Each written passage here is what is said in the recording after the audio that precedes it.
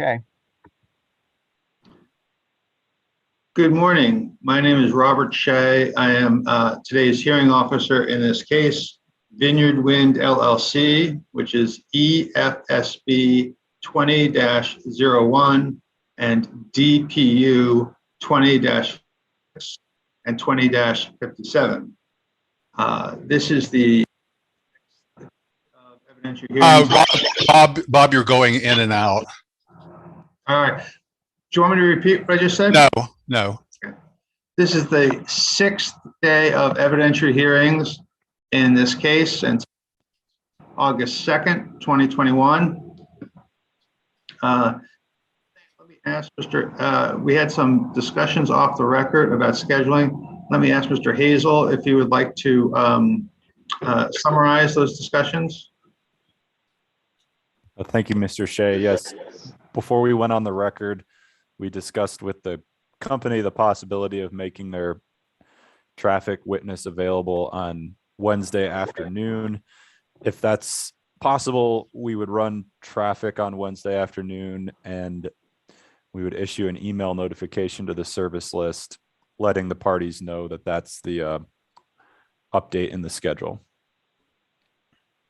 Thank you very much.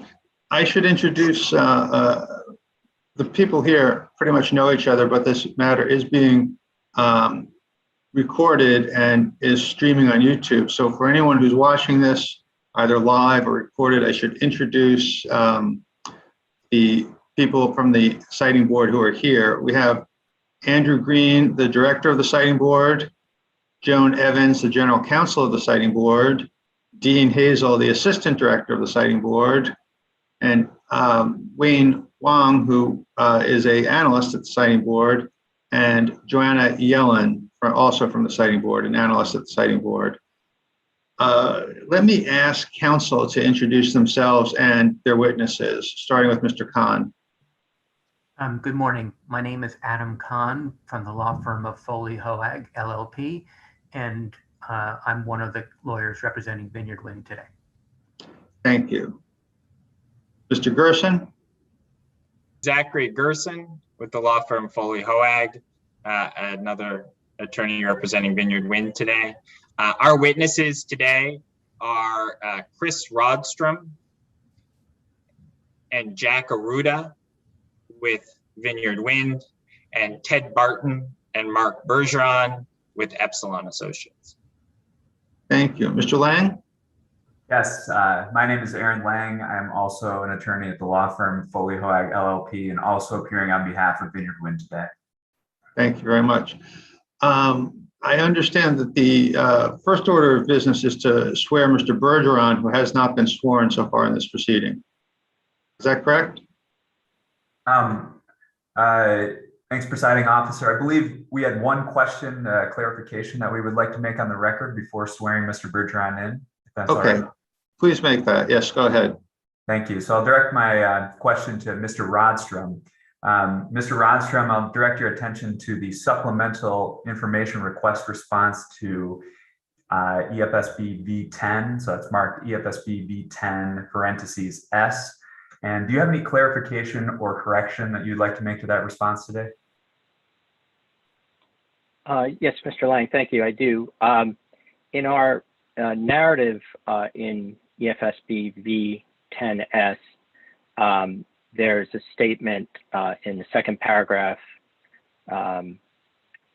in the last sentence that says no additional landscaping or other screening is proposed along the western perimeter of the proposed substation. That should actually read no additional landscaping or screening is shown along the western perimeter of the proposed substation. However, in our prior petition filing with the siting board, as well as our DEIR, we have stated that that 30-foot wide buffer along the western edge of the Vineyard Wind substation is intended to serve as a visual screen of the substation to the abutting properties to the west. And therefore, we do anticipate there will be some additional vegetative screening planted along that buffer. However, it is not depicted in the line of sight renderings included in this filing. Thank you, Mr. Rodstrom. Thank you, Mr. Lang. Do you have any further questions? No further questions of Mr. Rodstrom. We can now move to swear in Mr. Bergeron. Thank you. I think I omitted something earlier. We have also participating today, or at least listening, is Holly Johnston. I believe, Ms. Johnston, correct me if I'm wrong, that you are an intervener in this case? No, I'm an associate Sorry? with Epsilon Associates. You're with I am Epsilon. associate. Yes, at Epsilon Associates. I was a witness earlier in this proceeding, and I'm just listening in this morning. Okay, thank you. I wanted to clarify that. I just would remind all witnesses you've previously been sworn, so you're still under oath. Mr. Bergeron has not been sworn, so why don't we do that first? Mr. Bergeron, would you raise your right hand and repeat after me? I swear that the testimony I will do you swear that the testimony you will give in this proceeding is the truth, the whole truth, and nothing but the truth? I do. Thank you very much. Let the record reflect Mr. Bergeron has been sworn. I believe we have, well, let me ask counsel for the company, do you have any direct for Mr. Bergeron? Yes, presiding officer, just a brief direct examination. Please go ahead. Thank you. So, Mr. Bergeron, if you could please state your name and business address for the record. My name is Mark Bergeron. My business address is Epsilon Associates, 3 Mill and Main Place, Suite 250, Maynard, Massachusetts, 01754. And are you employed by Epsilon Associates? Yes, I am. And in what capacity are you employed by Epsilon Associates? I'm a principal owner of the firm specializing in siting and licensing of energy facilities. And on whose behalf are you testifying in this proceeding? Vineyard Wind, LLC. Was your resume submitted as attachment 6 to the witness list that Vineyard Wind submitted in this proceeding? Yes. And do you have any, have there been any material changes to that resume since you submitted it? No. And did you participate in the preparation of Vineyard Wind's submissions in this proceeding, including the analysis to Vineyard Wind's petition, which has been marked as exhibits VW1 and VW2, the draft environmental impact report for Vineyard Wind Connector 2, which has been marked as exhibit VW7, the Vineyard Wind Connector 2 onshore substation photographic simulations report prepared by Saratoga Associates, which has been marked as exhibit VW8, and information request and record request responses that bear your name as a responsible witness? Yes, I participated in the preparation of all of those materials. And were the information request and record request responses that bear your name prepared by you or under your supervision? Yes. And do you have any changes to those materials at this time? No. And do you adopt those materials as your testimony in this proceeding? Yes, I do. Thank you, presiding officer. I believe the witnesses are available for cross-examination. Thank you, Mr. Lang. I believe Ms. Yellen was asking cross-examination. Morning, everyone. Thank you to the company for providing the revised visual simulations and updated information requests related to the visual impacts for us to review. These first few questions are related to EFSB-V-10 and EFSB-V-12.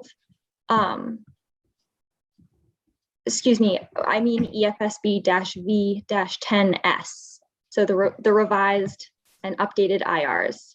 So EFSB-V-10S and EFSB-V-12S. I'll give you a moment.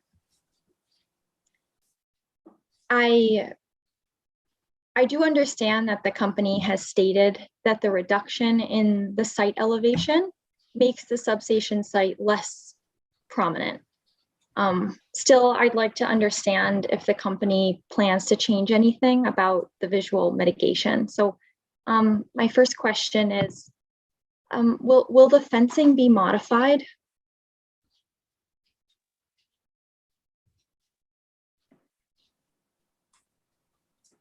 I can start and let somebody from the company supplement my response. Currently, the fencing on the substation that's proposed is a 10 to 12 foot chain link fence. Currently, the northern portion of the site that abuts Shoot Flying Hill Road is proposed to have slats inserted into that chain link fence, with the remainder of the three sides not having slatted fencing at this point in time of the design. Okay, so the slatted fencing, is the slatted fencing still used on the northern boundary of the substation? That's correct. In the current design submitted as VW, I believe Exhibit 10, substation design, the only side of the substation fence that's proposed to have the plastic slats inserted into the chain link is the north side. Thank you. And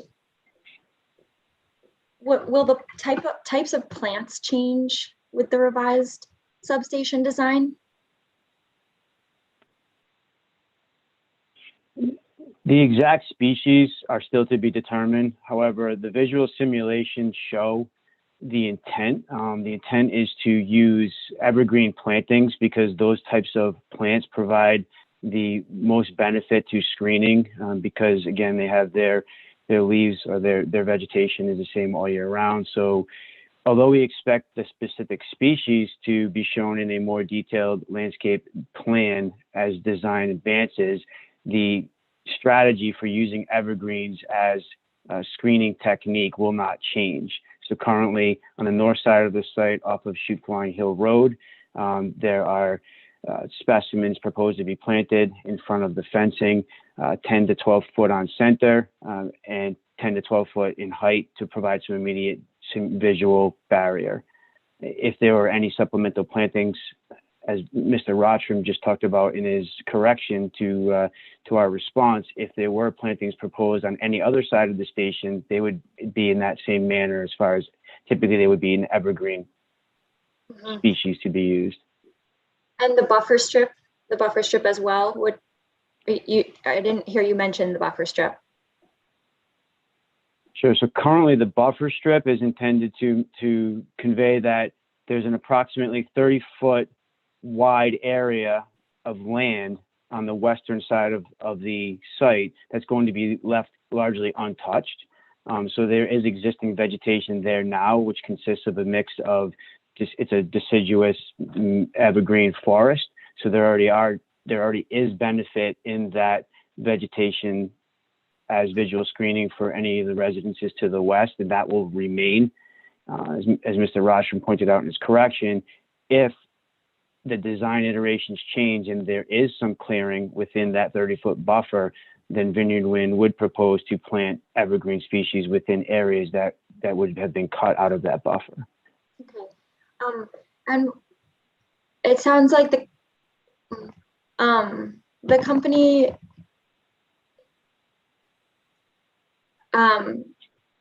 when does the company anticipate that it will make its decision to either clear vegetation or preserve existing vegetation? What is that looking like for the company? Apologies, if we could just be clear, are we talking about the 30-foot buffer area or are we talking elsewhere? 30-foot buffer area. Thank you. I could start the answer on that. The 30-foot wide strip of land along the western edge of the proposed substation has always been intended to serve as both a physical buffer as well as a visual screen for the substation. And at this point, in the civil design of the substation site, including the grading and the retaining wall for the site, the goal is to maintain the existing vegetation as possible. But the next stage of design, which will further specify in greater level of accuracy, not only the construction methods, but any impacts in that 30-foot wide area. And at that point, we'll have a much clearer sense of whether it's feasible to maintain existing vegetation or some or all of it would be cleared. And regardless, I think the company's intention is to either supplement existing vegetation that remains after construction or replace entirely that vegetated buffer area with any vegetation that's removed with new screening vegetation. So I think the next iteration of design, as well as when we get to the actual awarding of the construction contract with the contractor and the means and methods of carrying out the civil design for the site, will provide greater clarity on what portion of that area will be cleared and how much screening vegetation will be needed and planted.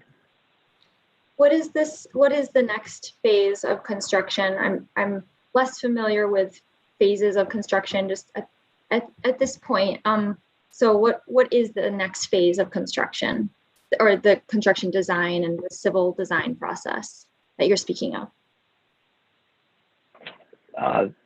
The next phase would be a further advancement and refinement and optimizing the site design, and that would provide the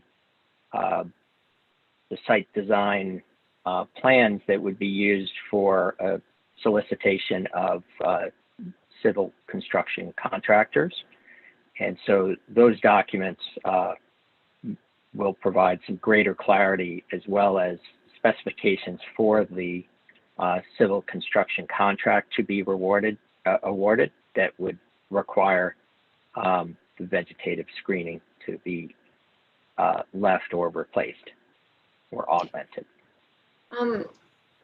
Do my colleagues think that it's necessary to have the company inform the board of the company's decision as to whether or not in the next phase of construction, the company should update the board as to whether or not it plans to preserve the vegetation in the buffer, in the vegetated buffer zone? I do think that would be a reasonable question. Before we issue a record request, I wanted to ask Mr. Rodstrom or possibly Mr. Aruda if the company knows what percent design the substation engineering is currently at. That's usually expressed as a percentage.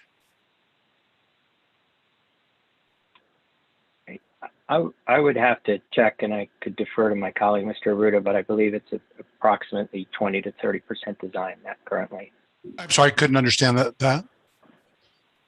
I believe it's currently at 20 to 30% design currently. And what percent design for the substation does the company need to reach before issuing plans for construction bids?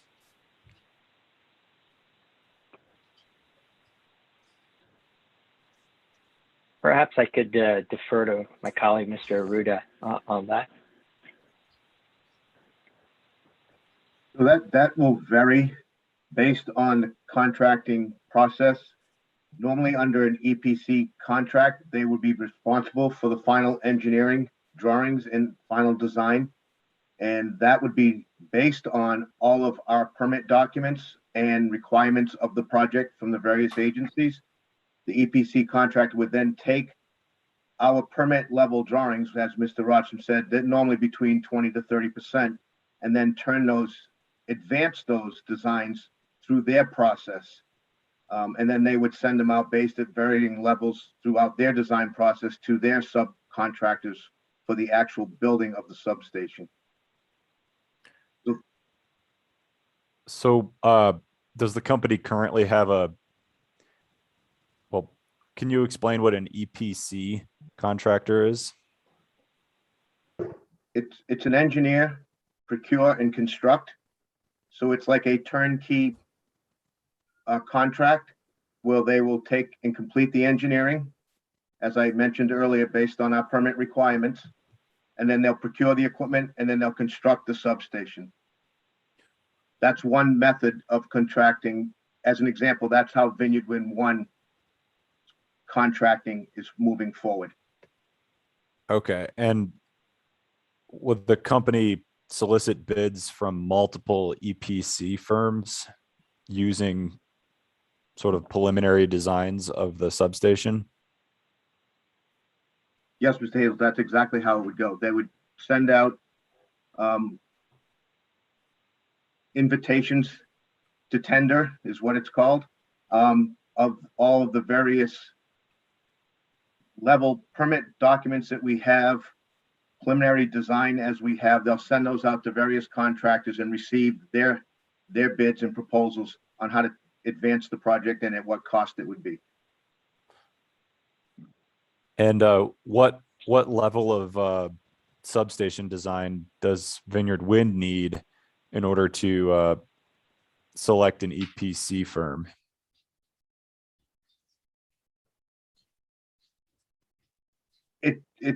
It varies from project to project. It could be, at the 20 to 30%, that would be enough to start the tender process. And you may get a round of bids in from various contractors and then, kind of cull that down to maybe lesser contractors for the next phase of bidding based on their proposals and what they've sent to you for their execution plans, cost estimates, and, overall execution. And you indicated that part of soliciting an EPC firm is having all of the permits necessary to construct, so that the EPC firm can see what all of the requirements of construction would be. Did I understand you correctly? Yes, while you may not have all of your final permits in your hand, you can send out based on the submittals that you've made to the various agencies, expectations of what you would expect to receive as permit conditions based on past experience. So you may not have all of your permits in hand before this process starts, but you'll start the process as early as you actually can so that you can start refining down your final design and cost and schedule. So if it were would the company be able to make it a sort of a specification for EPC firms that the 30-foot vegetated buffer remain, intact? So yeah. No, that's exactly what we would do, Mr. Hazel. If the 30-foot buffer needed to maintain, that would be stipulated in our tender package, that this is our preliminary stormwater design. This is our preliminary civil design for the substation. It is intended that the 30-foot buffer remain. Now, as Mr. Rodstrom and Mr. Bergeron mentioned, there could be certain instances as the engineering advances where you may have to impact that you just didn't fully appreciate in the early days when you were in the earlier design phase. But if it did need to be impacted, then it would be replanted to reestablish that vegetation that may have been impacted. But the initial condition would be to maintain that 30-foot buffer in this particular instance.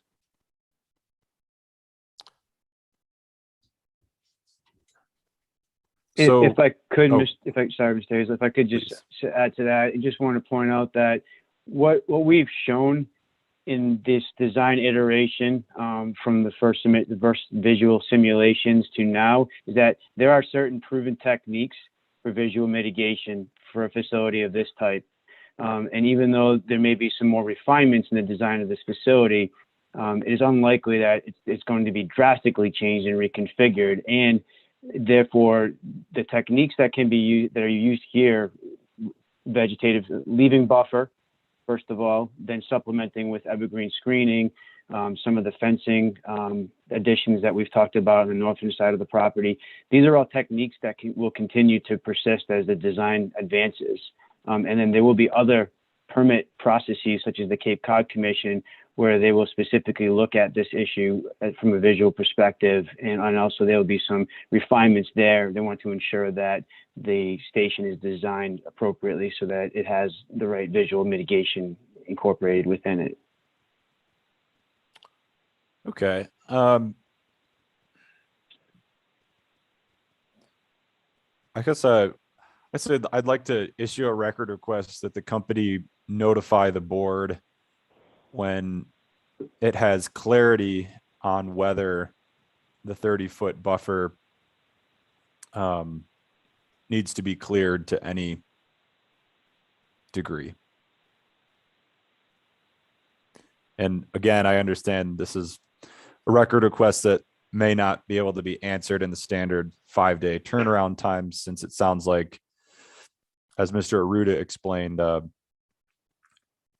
company might not get this information until the EPC firm starts to solicit bids for subcontractors. So this could be information that the board receives several months down the line or in the future. So, Mr. Hazel, from your description, it sounds like what you would like to receive is a record request response when that information is known, not necessarily a placeholder within 5 days that would then be updated with the substance when the decision is known. Actually, a placeholder with an update might be the most organized way of proceeding, so that we can all keep track of what's pending. Okay, and I believe that will be record request RR-EFSB-37. But let me ask Companies Council to check that. As you know, I wasn't here on the previous day.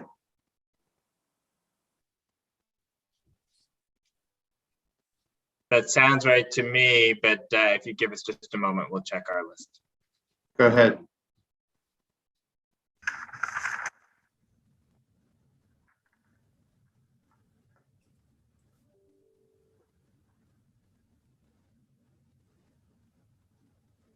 I believe that is correct. 37 is the next.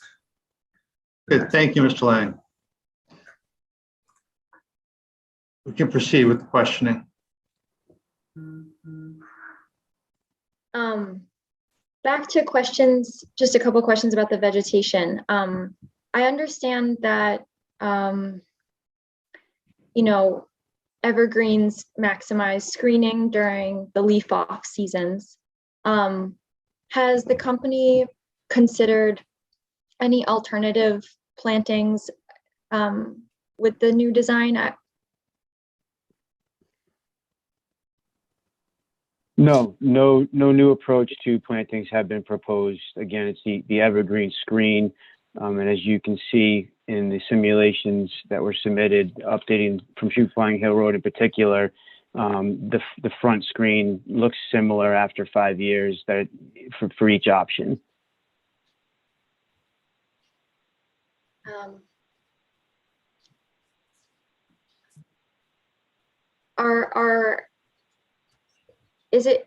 I'm curious, is it correct that evergreens are just the best, most ideal tree and vegetative screening plant? Is it that it's the best option for vegetative screening? Yes, for it is. Visual screening. Yes, Okay. evergreen species, whether they're trees or shrubs, tend to be the best year-round screening for any type of facility. Thank you. And if I could just add one, regarding the 30-foot buffer, I think it's helpful to note that the existing vegetation in and around the substation site, primarily scrub oak and pitch pine species of plants that exist now that don't provide kind of the maximum amount of screening, particularly during the winter when the leaves are off the oak species or other deciduous species. And so that's part of the reason we're looking at the evergreen the species that are indicative on the Shoe Flying Hill Road buffer area that we've portrayed in the visual simulations that are really very effective at providing screening year round, but also, full height from the near the ground to the top of the plant species. So that's part of the thinking of and part of the thinking that'll go into the screening along the western edge as well. Okay. Is it at all possible that the company that one proposal moving forward in your next phase of construction might look like that you actually do preserve some of the scrub oak that you're mentioning, but that you include more evergreen, or is the company determining to remove all existing vegetation and replant with evergreens?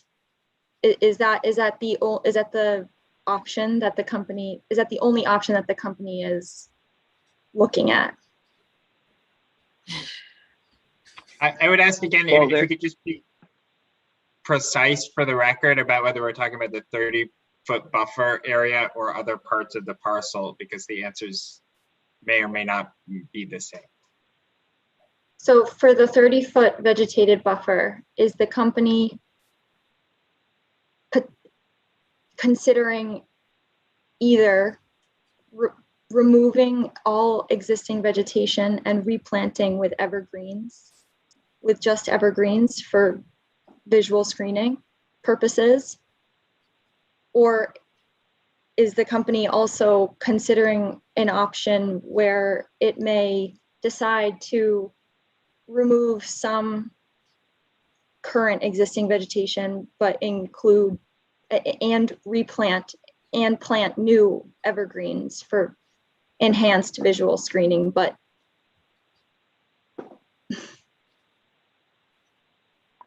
is that clear? Yeah, no, I think I understand the question. Along the 30-foot buffer, I think it's generally desirable to maintain existing vegetation and leave it in place during construction.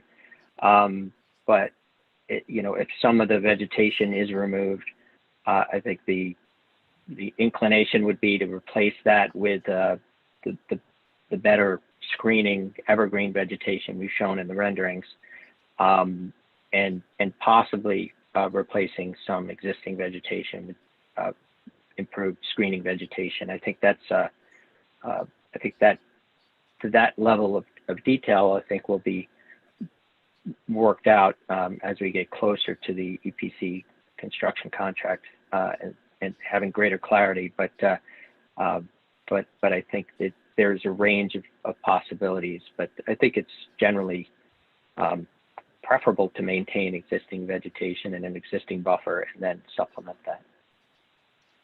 Thank you. Will the height of the vegetation within the buffer that is proposed, the newly designed, the revised substation design, will the height of that vegetation be taller than the proposed lighting at the substation parcel?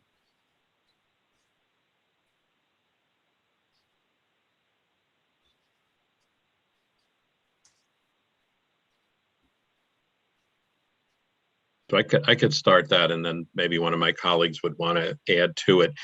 We did have in an earlier hearing some discussion of site lighting, and it was a mix of lighting to be mounted on the corners of some of the buildings and other lighting to be placed on poles that from memory, I think were on the order of 30 feet. And all of the lighting was to be equipped with shields in order to minimize the amount of light spillover outside the site. So the lighting that is on the buildings, for example, if we're talking about the homes to the west, that would be blocked by the 35-foot wall. The lighting on the masts, depending on where they are, could be blocked by the wall, but they also there could be a master tube that is outside the footprint of that wall. And in that case, the existing vegetation is in the range of 40 feet high. It's not uniform, but it's, you know, kind of medium height. And the evergreens that we're talking about planting, be it as supplement or replacement, as Mr. Bergeron said earlier, we're thinking, you know, 10 to 12 foot, but trees that would grow maybe a foot a year. So in 5 years time, you'd have trees that could be, you know, 15 to 17 or 18 feet. So they would not be tall enough to block a mast mounted light. But the existing vegetation, and there is some existing vegetation under any scenario, would. But I think the other key thing there is to think about the light shielding. So our intent would be that the light would be directed downward and into the site, and really minimize the visibility and spillover for homes to the west or other locations outside the site. If I could just add to that, please. So when we're talking about line of sight from a visual perspective, it's really relevant to the exact elevation that you're viewing the station from. So if you refer to V10-1, the revised line of sight profiles, you'll be able to see, for instance, it depends where an individual is standing on a particular property or piece of land adjacent to the substation and what elevation they're standing at and looking into the substation. So from a perspective of visual screening, really the intent or the approach is to plant species that essentially block a typical line of sight from someone standing on the ground looking into this type of facility. Okay. So I understand that these revised line of sight profiles, thank you very much for providing those. Can the company explain if the lights at the substation will be more or less visible from abutting properties to the west?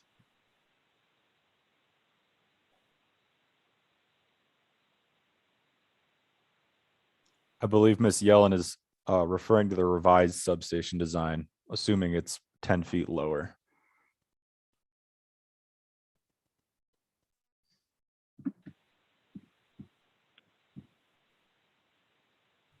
I guess I'll start and I'll let someone talk specifically about the lighting, but just in general, what you can see from the revised line of sight profiles is that the site is a little bit lower. So essentially, previously it was, I would say, for an analogy, on a pedestal, and now it's sunken down, where the elevation of the viewer from whichever property it is, whether it's 182 or 68 Shoot Flying Hill Road, which are the three abutting properties to the west, if they were standing in their yard, the site now is a lot lower. So they're seeing less of the site because it has been lowered in general. So they're seeing less of the roof of the building, and that's evident if you look at each of the line of sight profiles provided in V10S.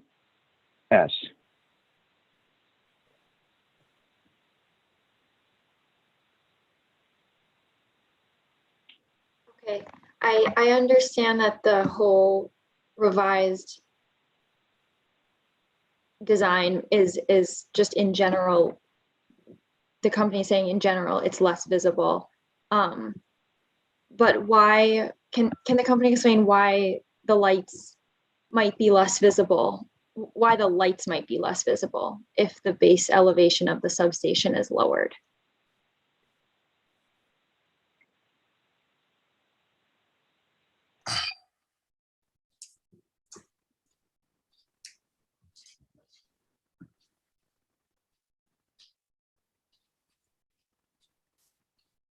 I can start. I think with the overall site elevation decreasing by up to 10 feet, the overall height of the lights would correspondingly decrease by that same amount. that there's been no change in the proposed height of the light masts or the lights affixed to buildings. So therefore, the overall height of those the masts and the light fixtures on top of them, or the lights on affixed to buildings would be decreased by the same 10 feet. Okay. Do my colleagues have any further questions about the lighting visibility with the proposed redesign? Not specifically about lighting, but a point from Mr. Barton's testimony a minute ago. I believe Mr. Barton indicated that the existing vegetation west of the substation is about 40 feet high with some variation. Did I catch that correctly, Mr. Barton? You did, and that's based on my just general observations from visiting the site and site area. We may have something more exact than that, and if we do, one of my colleagues could perhaps chime in. But that was my general recollection of the vegetation in the area. I'll just add that that's an accurate representation of the height of the tree canopy.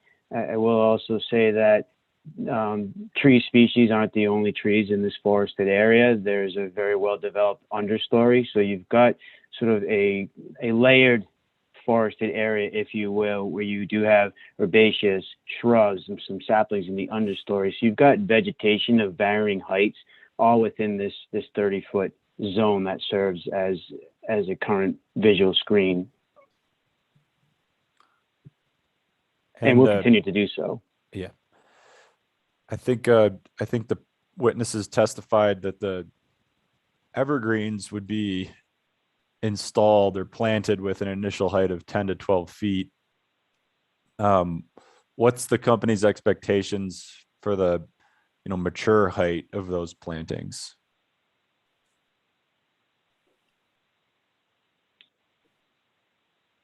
Those a good representation of that is in, I believe it's record request 6 is where we actually provided the updated visual simulations. So if you looked at figure C1C. I'm sorry, is that C-1-C? That's correct. You'll see the anticipated growth of evergreen species over the course of 5 years. And so we would expect that if trees that were planted and were 10 feet tall in year 1 would grow to an approximate height of 20 to 25 feet after 5 years, depending upon the species, they could grow taller. Certain evergreen species grow taller than others. Typically around substations, you try to balance and try to plant species that are going to top out at a certain height, about 20 to 25 feet, so they don't get too tall and then have a safety threat to the station itself. Okay, that makes sense. So can you explain let's talk about the northern boundary of the substation for a moment. Can you explain the relative heights of features inside the substation compared to the final 20 to 25 foot tall plantings outside of the substation? I'll refer to that same record request, except this time I will point your attention first to figure C-1B. Mm-hmm. So if you look at this photo, represents the finished substation, fully constructed in year 1 with the evergreen screens planted 10 foot on center, staggered 10 to 12 feet in height. And so what you will see is the top of if these are 10 to 12 foot tall trees, the top of the fence, which is 10 feet tall, is several feet below the top of the trees. And then you will see certain features in the substation, some of the noise walls, the building roof itself, the StatCom tower, and additional noise walls protrude further above the 10-foot fence line. And then if you look to figure C-1C, this is a simulated view of 5 years worth of growth on that evergreen screen. You'll see that the trees have grown approximately 10 to 15 feet in height from that, and essentially now are blocking out the majority of the features in the substation. Okay, and we don't have the benefit of the same visual simulations for the western boundary of the substation. But could you just provide a similar sort of a verbal description of how the height of the sound wall, proposed at 35 feet, and the existing 40-foot vegetation compares to the height of various features inside of the substation? Certainly. I would direct your attention to our response to EFSB V12S.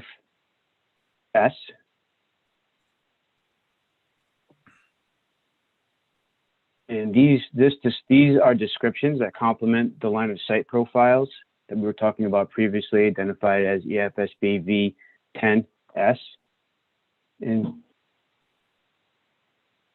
just as an example, if you took the description provided in V12 for 100 Shoot Flying Hill Road, this residential structure is actually let me pivot a little bit off of that particular, because that's not very close. We'll talk about 82 Shoot Flying Hill Road description. And so what the line of sight profile shows is it illustrates the proximity of the existing residents from the substation. And the proposed retaining wall and noise barrier will be visible through an approximately 50-foot wide buffer of deciduous and evergreen vegetation. Again, the property itself here, in addition to the 30-foot buffer to the property line, there's another 20-foot of forested area on this particular property, thus creating a 50-foot wide buffer in this area. And so the depth of this vegetation, including the understory, will be sufficient to provide a partial visual screen during the summer leaf-on season. And when you have leaf off, in that you don't have the full benefit of deciduous versus the evergreen screening, although there's a reduction in the site elevation, makes the site less prominent. This residence would, during certain times of the year, see a combination of the proposed retaining wall and the noise barrier would be visually prominent from this property. Thank you, Mr. Bergeron. I'm all set, Ms. Yellen.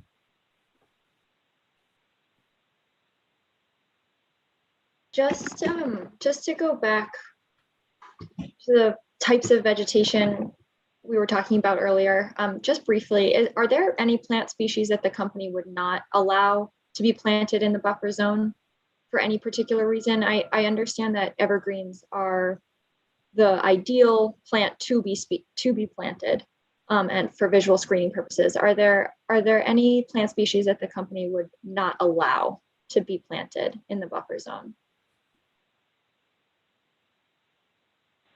I could start my experience on a number of substation sites where there's been plantings proposed outside. I believe the only limitation would really be tree species that would grow in excess height, where they could then fall into the substation and damage equipment, or overhang into the substation. So again, depending upon exactly where the planting is in relation to proximity to the fence, the further away from the fence you go, the taller the species could be. So really it's species that can grow in excess of 40 or 50 feet typically are not desirable next to a substation. One example of that might be something like a white pine. They can typically grow, depending on soil and water, 60, 70, 80 feet or more. But as they grow taller, they lose their lower limbs, so they're much less useful for screening than some other species of evergreens. We typically try to select species that essentially grow up in a certain shape and not out as well. I see. What, understanding that you haven't selected a specific set of species, but can you just provide a few examples of evergreen species that would be acceptable for the vegetated buffer? I can, and we always try to use native species to the area. So for instance, spruces or cedars tend to hold their shape very well. They're able to be pruned easily, and they're fairly dense in that they grow in a specific shape and up, and not necessarily out to a certain extent, but not out where they're going up and out and potentially over the substation fence line. So cedars and spruces. All right, thank you. Any additional questions on the substation from my colleagues?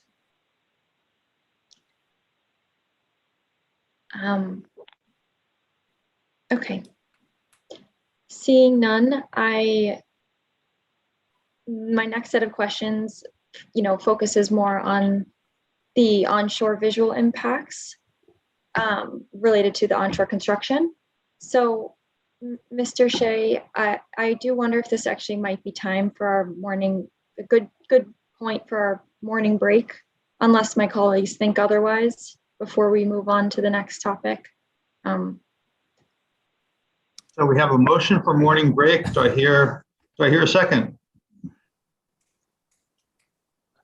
Mr. We're Brock. certainly not going to object. Okay. No objection?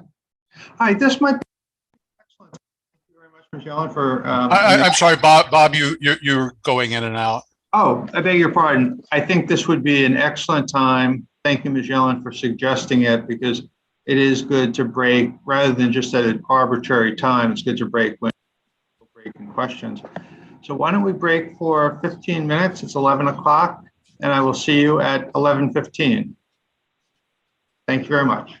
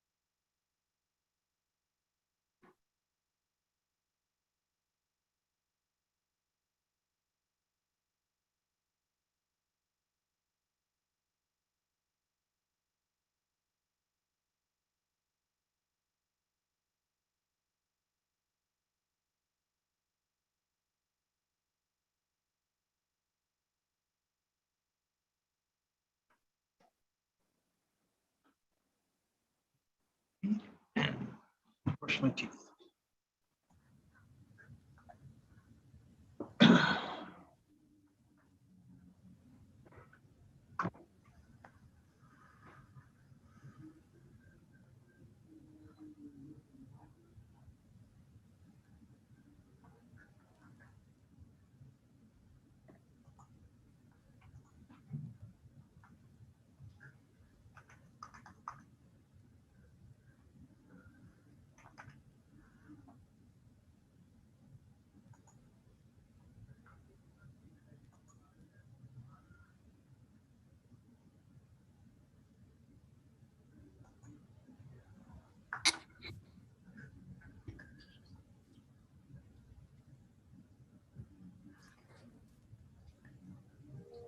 We do have a schedule update for Mr. Bartlett. Excellent. Should we go back on the record? Oh, well, Mr. Brock isn't on yet. Oh, yes, I am. You are? Okay, sorry. Sorry, just didn't turn my screen on. Should we go back on the record if we're going to do a schedule update? Oh, or do you want to do a schedule update off the record? I think we can do it either way, whatever your preference is. Sometimes it may be easier to hash it out off the record and then just put what's the conclusion is on the record. Because there's some Makes sense.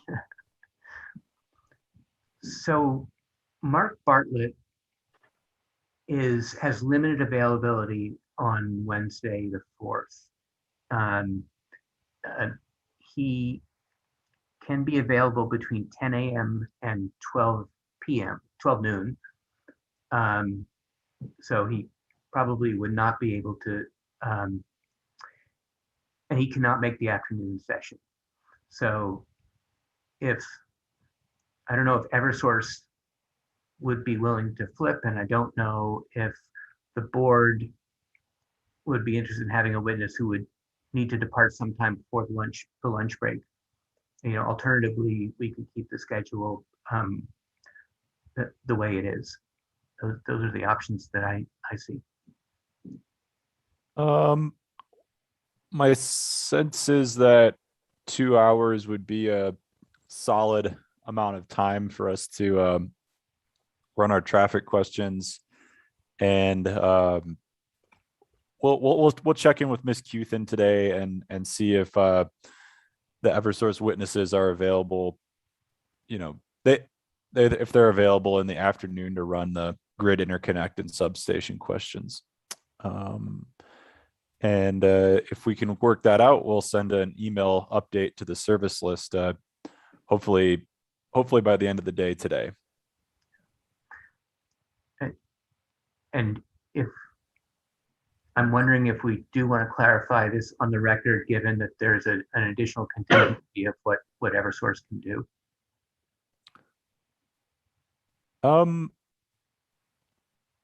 I see. Yeah, let's just keep this as a procedural discussion here, and the service list email at the end of the day will serve as a sufficient notice to all the parties. Okay. Do we have anything else to discuss before we go back on the record? All right, then why don't we go back on the record?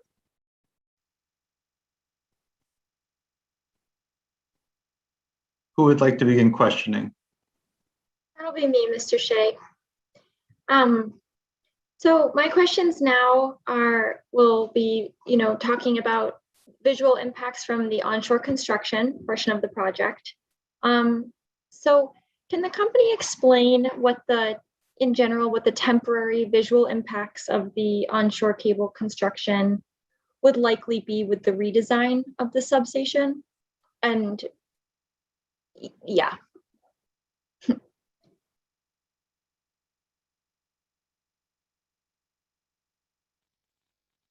I can start, and some of my other colleagues in the panel can supplement.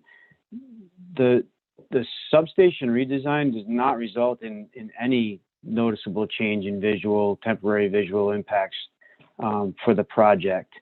Largely the onshore components of the project, from the landfall all the way up to the substation are going to be within previously disturbed and paved areas that are already cleared and disturbed. And so therefore, the only real temporary visual that the public will see is the construction, the underground construction of these facilities. Thank you.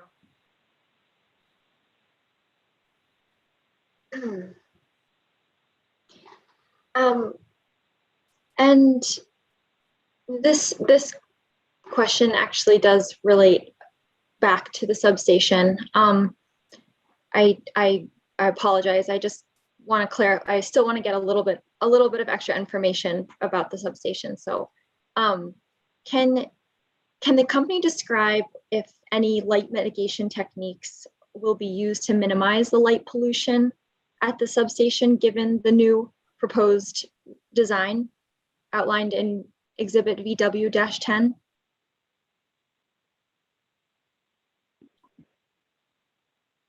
I wasn't present at the prior hearings, but I have looked at some of the transcripts. It's my understanding that light mitigation was discussed. And so I will just say that the redesign of the substation that has been presented, aside from the elevation change that we were discussing earlier, it doesn't change the physical location of any of the lighting components. Really, the design change has to deal with a civil change to more of the access alignment into the station itself. And I will let others in the panel provide additional input.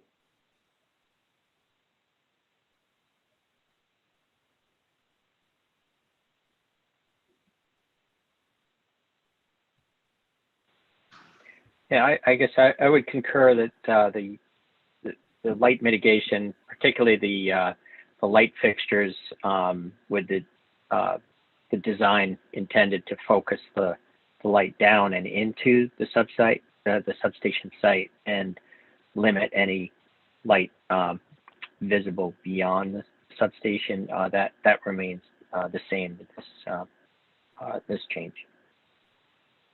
Okay, and perhaps there was a discussion earlier, but for the costs associated with the light mitigation. Can the company touch upon that for me, please?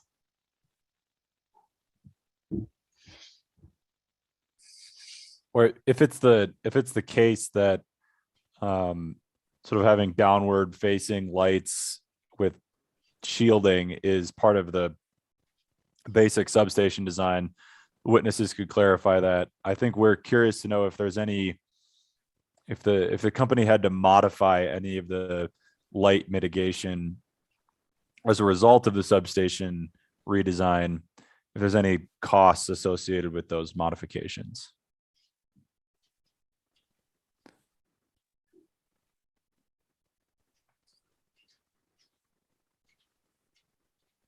I think at this point, it's accurate to say there is no kind of proposed modifications to the light mitigation, and therefore there would not be any cost change. And we're certainly not considering reducing any of the mitigation that was previously proposed. And can the company describe a little bit more about the slatted security fence and what that will look like as compared to the chain link fence used elsewhere around the perimeter? Sure. So it'll all be chain link material around the entire 4 sides of the substation, except for on the northern side, when we refer to a slatted security fence. There are plastic inserts that you're able to slide diagonally into the holes in the chain link fence to essentially close up the holes in the chain link, so that it appears to be a more of a solid wall, a solid barrier. And so that is essentially the intent of the slats, is to add essentially maximum screening into an existing chain link fence. Okay, and so along the western and southern boundaries of the substation, there's chain link fence. Is that correct? That is correct. There are retaining walls as the base foundation, and then there is approximately 10-foot high fence on top, chain link fence on top of that. Okay. And how would adding a slatted fence along the western and southern boundaries of the substation impact the visual screening? Just as it would on the northern side, it would increase the screening on that side. Again, did not select slatted fencing on that's the western or the southern side of the station because there's existing vegetation there that already provides a screen to adjacent properties or viewpoints. And I would add also on the western side that for at least 400 feet of that length of the site, you have the 35-foot high barrier. So if you were to go with a slatted fence, the fence would be in the foreground from the perspective of the residents to the west. And I don't really think it would serve any purpose given that you have a sizable wall in back of it, and the wall provides complete visual screening by itself. Okay. I think in a information request EFSB-V-12, the company provided some description of the views from a property at 145 Shoot Flying Hill Road, which I think is closer to the Eversource right of way. And would that property have a direct view looking towards the kind of northeast? Would that property have a direct view of the southern boundary of the substation? Yeah, that property is located to the south, and so their immediate view would be across the 250-foot wide cleared transmission right away. And the best graphic that we've presented on the record to date is Figure 2B in the photographic simulations report, and subsequently it's been updated. Gives you a sense for what the vantage point from that particular area may look like. Again, so what you'll see is they have to look across the transmission right away with all the structures, and the substation is quite some ways from the roadway into the away from that residence, and so their primary view would be the retaining wall and the chain link fence in the facility. If I'm looking at Figure C-2B of record request EFSB 6 parens 1. And in this simulation, are we seeing a portion of the western boundary of the substation and also the southern boundary?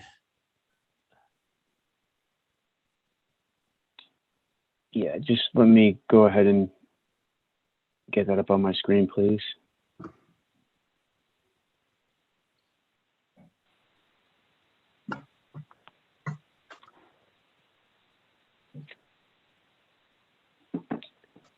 Yes, I Yes, believe that's I'm there the now. southwest corner of the proposed substation and the southern boundary. So from this view, there's not existing vegetation that would screen views from looking east down the Eversource right of way to the substation. Is that correct?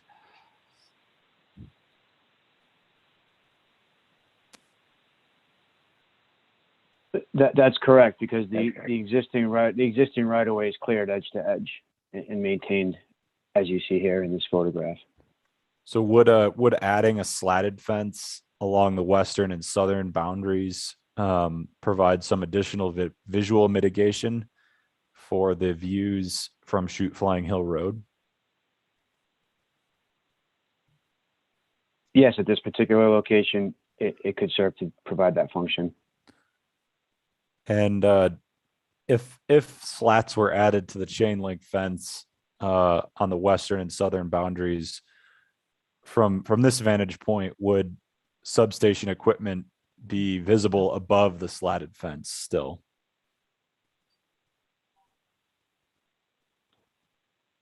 Yes, if you look at this view, you'll see the chain link fence on top of the retaining wall. And then you can make out the top of the chain link fence. And then you will see that there's additional equipment that protrudes above that.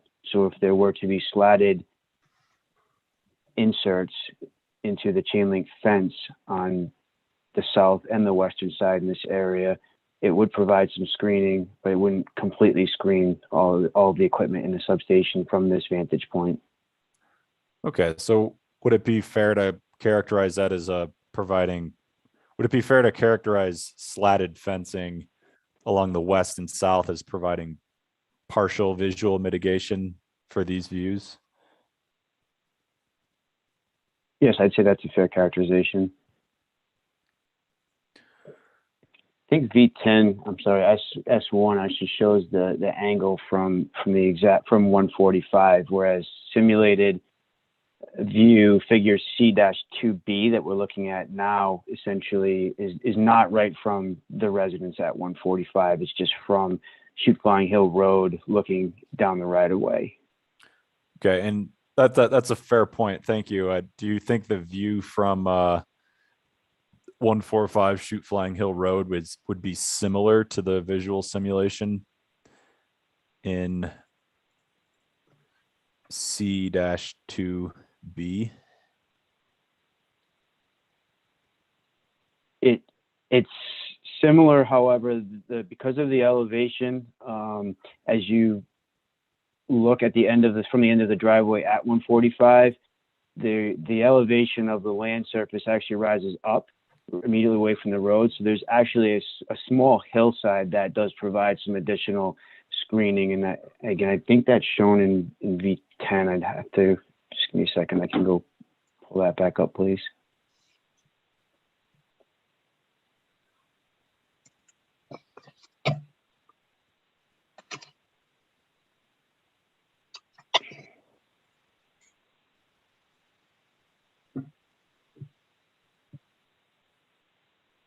No, actually, my memory did not serve me correctly. There is not a line of sight simulation from 145. There's a description in V10.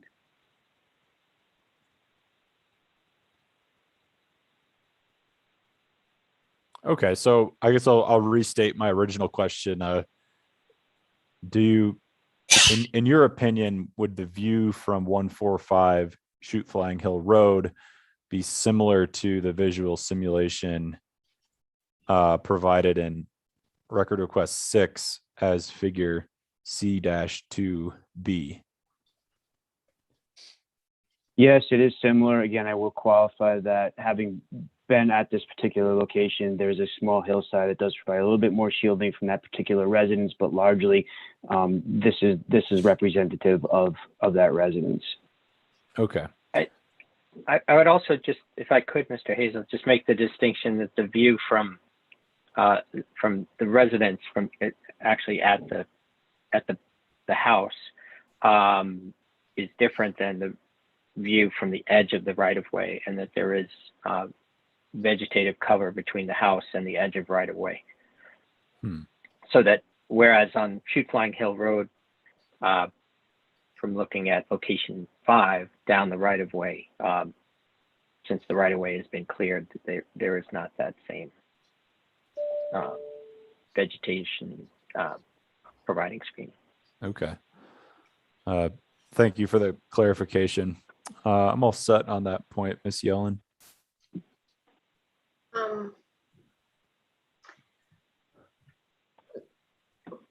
Just another question about the lighting. Can the company please refer to EFSB-V-7?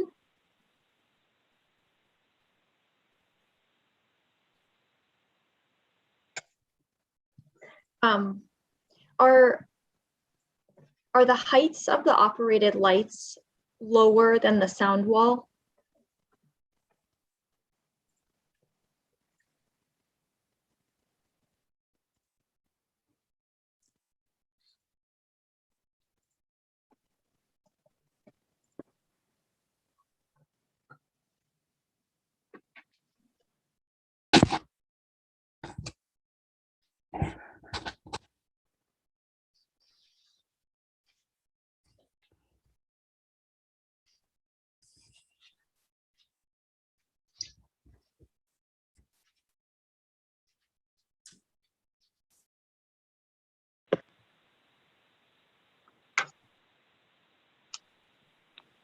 I believe that the light heights were provided in V3.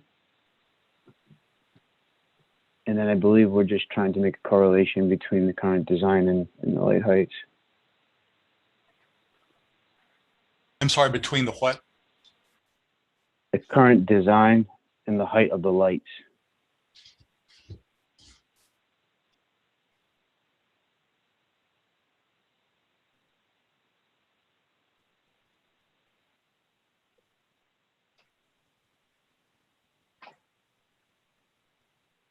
So from reading our response to EFSB V3, it appears that the height of the lights would be roughly 40 to 60 feet high, and the mast bulbs, I should say, I'm sorry, I need to clarify the mast bulbs, whereas the wall-mounted bulbs would be placed roughly 15 to 20 feet high. So with that, the proposed sound wall is 35 feet high, so the majority of the wall-mounted bulbs on the buildings are lower than the height of the sound wall themselves, and only the mast bulbs would be taller.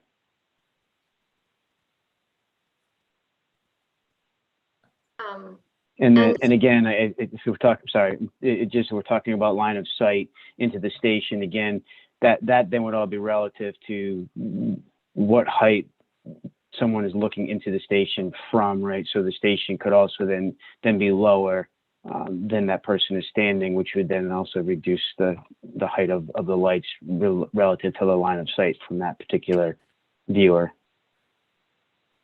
Mr. Bergeron, do you know if any of the mast bulbs would be among the lights that are required to operate from dusk to dawn?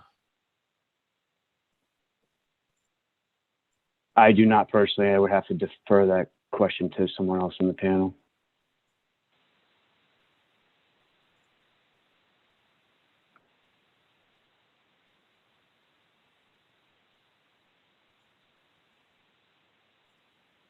I'm checking our response, but I do believe that the intended operations of the substation do not call for lights being on overnight as a regular operating practice.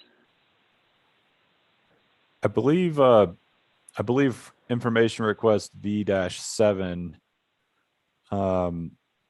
indicates that several lights in the substation need to be on from dusk to dawn. The attachment to V7 provides the locations of each light that needs to be kept on continuously, but I'm not clear if these lights are the lower varieties that are mounted on the corners of buildings, or if these lights are the mast bulbs, which would likely be above the top of the sound wall. Yes, you're correct. I was mistaken. No, maybe to double.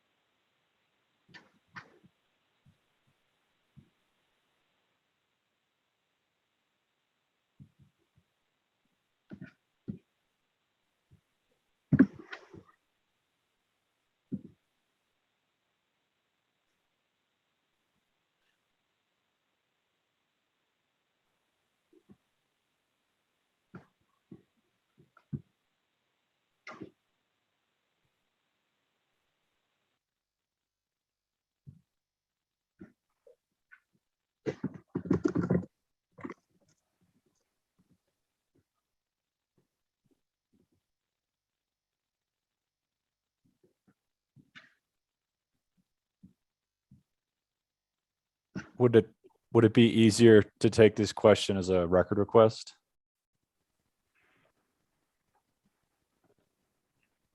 Well, I'd say part of I think the folks who are best able to respond are our design engineers from Stantec, who are unfortunately not present right now. I think the exhibit in V7 does show that the buildings with the mass at the corners are not shown as being on, but I think we do need to clarify that with our engineers at Stantec. Mr. Hazel? Yes. I would suggest we could either take a record request or we could confer with the Stantec team and get back to you after lunch if you want to hold the question for a little while. But either way, we can get you the information. Yeah. Thank you, Mr. Gerson. Will these particular Stantec engineers be part of any future panel?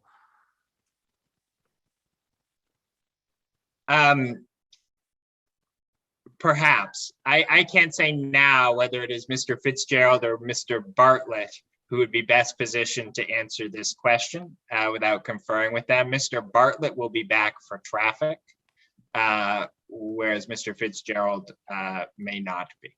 Okay. Well, how about you confer with the Stantec team over lunch, and if you're able to provide a straightforward answer at that time, we'd like to hear it. And if it requires a little bit more time, we can issue that as a record request. But, basically, I'm trying to figure out whether any of the continuously operated dusk to dawn lights are mounted on the higher mass. Can we go off the record for a moment? Any objection? Okay, let's go off the record. I just, as you know, I'm filling in for someone. I wanted to know about do we have an estimate of how long this will go? And as you mentioned, lunch, when would be a good time to take lunch? That's a good point. Recently, we've been taking lunch around 1 o'clock. I believe Ms. Yellen does have, we have wetlands and water questions to go through. I suppose it's possible that we could kind of breeze through those questions and not have anything to backfill our afternoon with. So I think Mr. Shea makes a good point. Why don't I just issue it as a record request, and then there'll be less of a chance to lose track of this issue if we've wrapped before lunch. Okay, because I was called this morning to participate in this, which I'm glad to do. I just realized I've got a medical appointment at 4, so I should leave here at 3:30. Does anyone think this will go after longer than 3:30? I think you'll be safe, Mr. Shea. Oh, well, thank you. All right, so why don't we go back on the record? We've decided with respect to the pending question to issue it as a record request. It will be RR-EFSB-38. I'll ask Mr. Hazel to summarize the record request.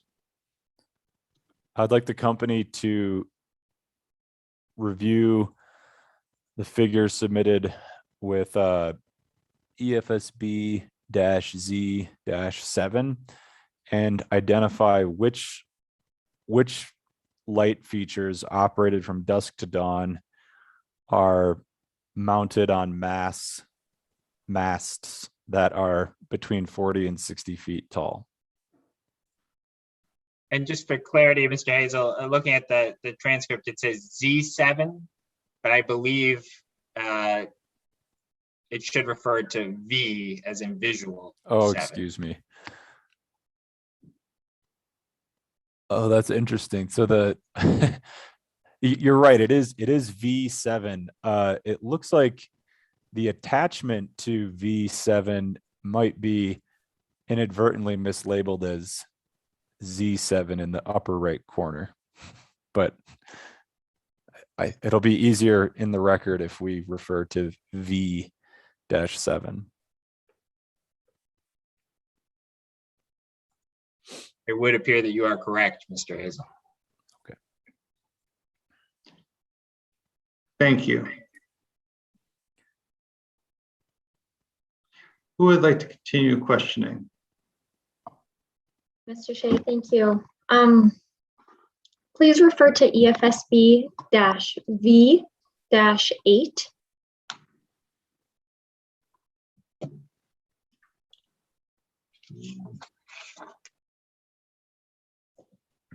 This information request indicates that the company has not yet finished its software-based lighting analysis. When does the company anticipate completing this analysis?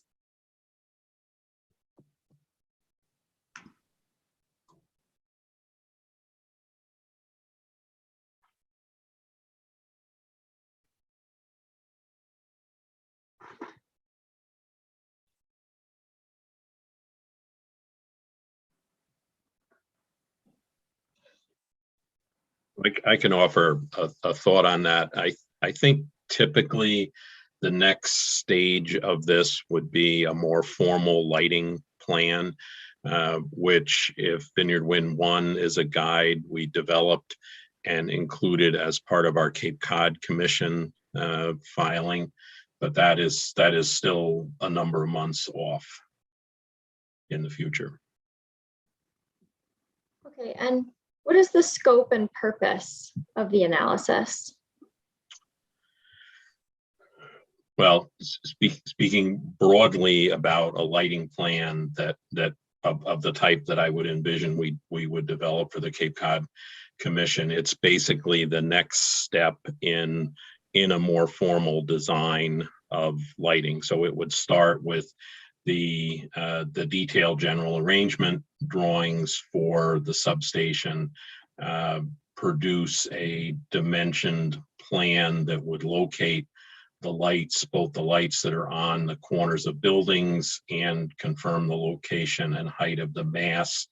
It would typically have at least illustrative specs for the lighting fixtures and the shielding.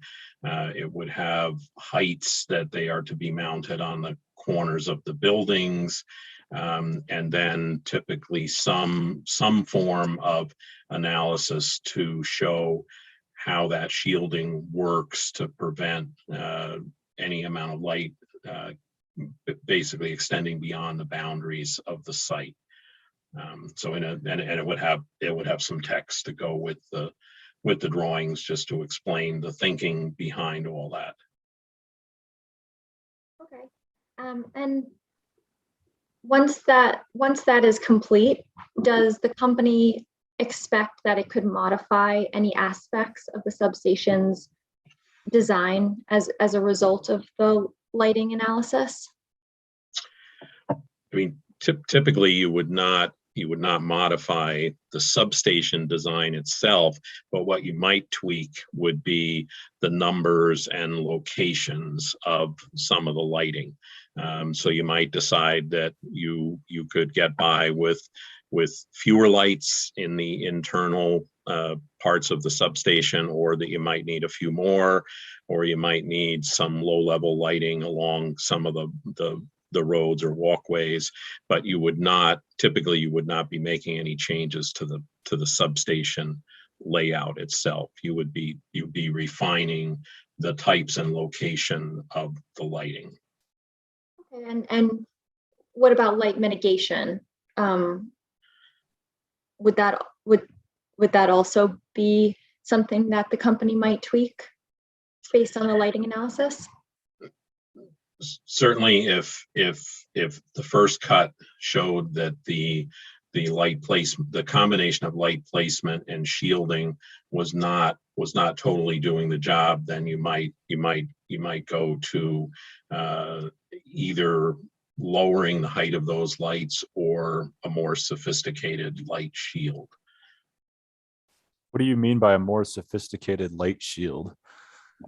Well, basically something a little bigger, that prevented any light from going up and out. But I'm saying that in theory because we haven't gotten to the point of specifying particular equipment at this point. The answers we've given thus far on this subject have been conceptual.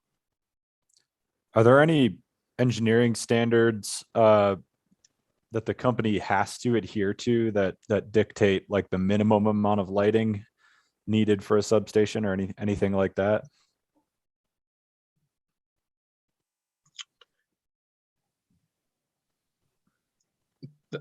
That's probably a question that Mr. Aruda could speak to better, but I think most of this is a matter of worker safety if somebody has to go to the site at night. So it starts with some common sense. I don't know, as there are specific standards for light levels within parts of the station or not.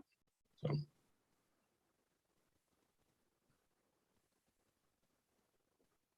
Does the company? I think Mr. Aruda may have had something to add there. Oh, Maybe, okay. perhaps. No, I actually don't have a whole lot to add there. There very well may be a lighting code and standard that is followed by. I just do not know what that code or standard would be off the top of my head. But as Mr. Barton spoke to, they'll run. There is software that they will run that shows all the lighting locations, all the fixtures, and then how many lumens it'll present outward into a certain area and the intensity of it, and then they'll balance that, you know, as to what each light intensity needs to be to cover certain areas of the substation. So that there is a formal process for it. There is a software that they will run that analysis with, and then they'll determine exactly the sizing of each light, and then obviously they'll make sure that the lights that would stay on overnight would not create any lighting impacts to the local neighbors. But they're mainly for safety and entering the substation after dark. Okay.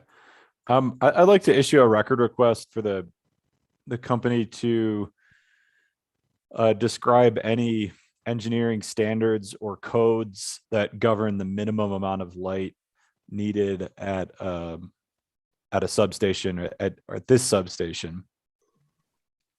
And I'd like the answer to specifically comment on whether these codes or standards require dusk to dawn lighting. And yeah, that about sums it up. Okay, that would be record request RR-EFSB-39.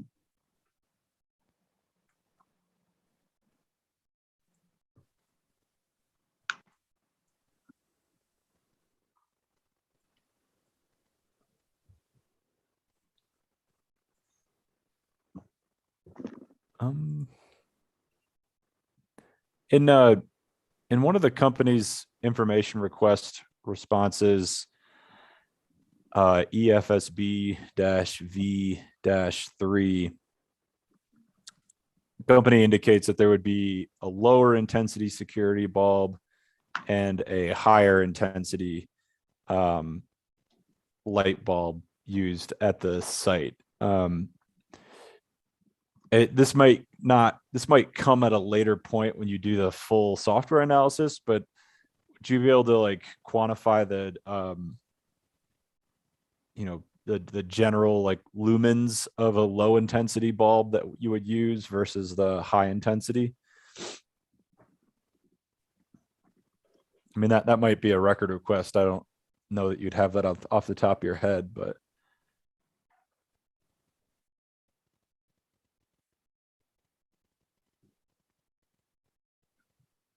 I don't think we have anything we can offer, at least for this panel, off the top of our head. So a record request is probably the right way to get at that. okay. Well, I'll go ahead and issue another record request then, that the company provide the general range of lumens for the low intensity bulbs and the high intensity bulbs, which are referenced in EFSB-V-3. That will be record request RR-EFSB-40.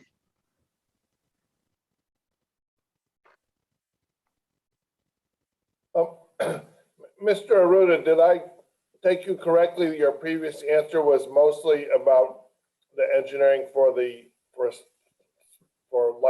lighting to be safe for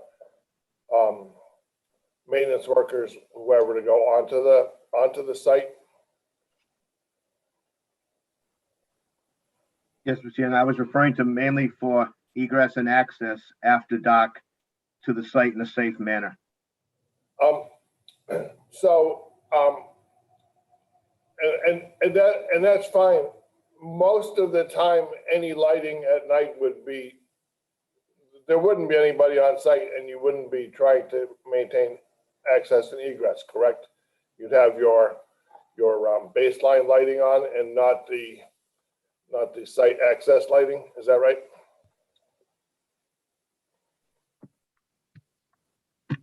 The preponderance of time at night, you wouldn't have the bright lights on. Is that correct?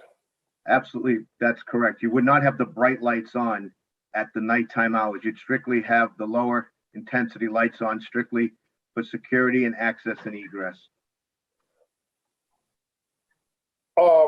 So I kind of understand security. You want to be able to see if somebody is, you want to give the police a chance to see that if somebody's on the site, I suppose, if there's a concern. But if you're going to yourselves go, if the company's going to go in or contractor's going to go in and access the site, they're going to turn the bright lights on, right? Correct. If you're going in to troubleshoot something or respond to some type of notification that you need to go check the site, you would then turn on the appropriate lights in the area of the substation that you need to be checking. I'm just pursuing this because I hadn't really picked up that substations had low intensity lighting as a general rule. I haven't spent enough time wandering around at night and noticing that sort of thing. But do you know for a fact do you know whether most substations have a low intensity lighting going on at night? I can't speak for the transmission owners and what the utilities have at their substations. Okay.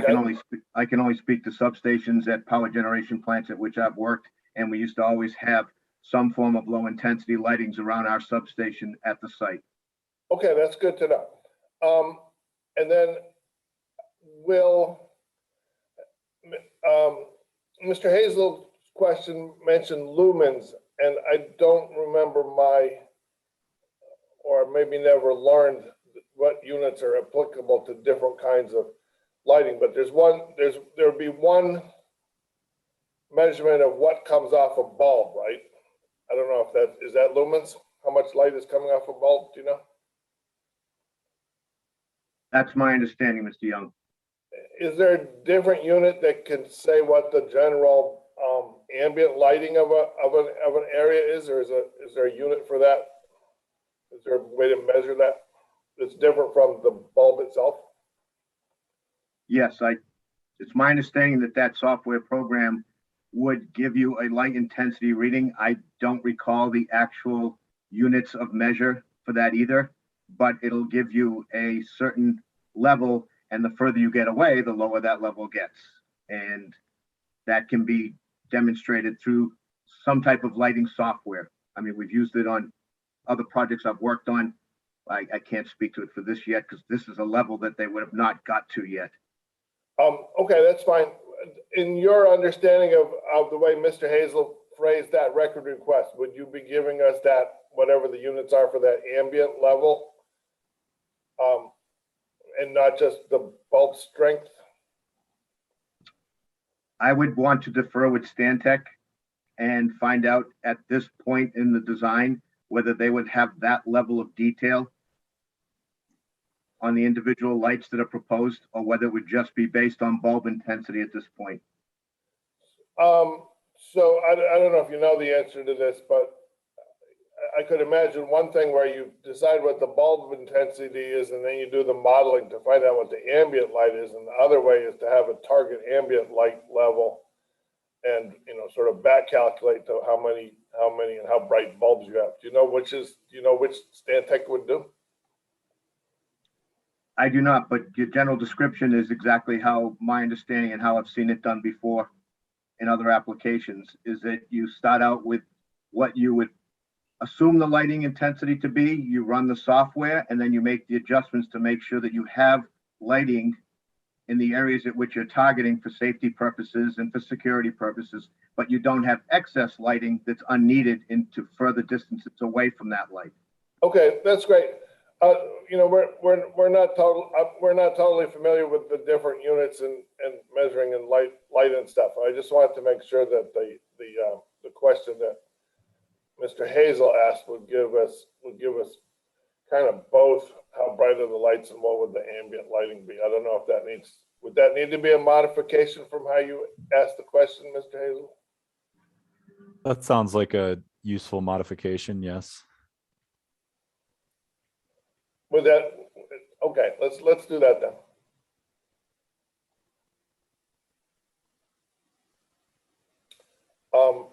Mr. Shea, do you need to say that that's a certain record request modified so it's on the transcript, right? Yes, I'd like to put it on the transcript. So this is modifying which particular record request, the last one, 40? That's right. Okay, let's, so what was issued as record request RR-EFSB-40 is now going to be restated. Mr. Young, Mr. Hazel could restate it concisely. You're always concise, but if you just restate it.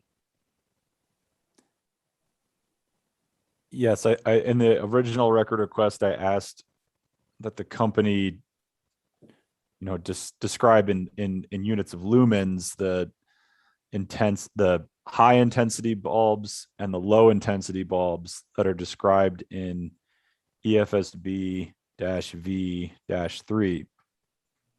Mr. Young pointed out that this question should be modified to comment on a different type of units used for lighting, which is not just the intensity of the bulb, but sort of the ambient intensity of the property as it's viewed from a certain distance. Did I get that right, Mr. Young?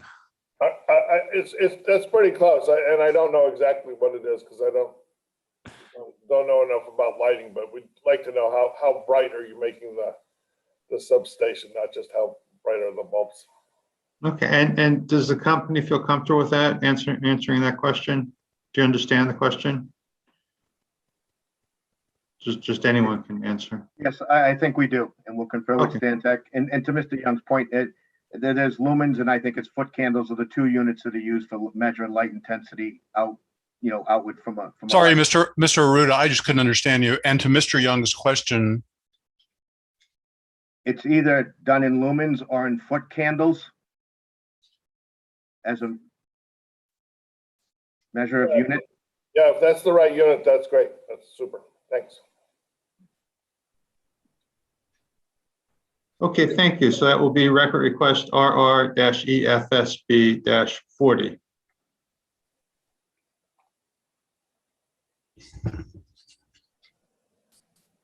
I actually have one more record request that I like to issue in the spirit of record requests.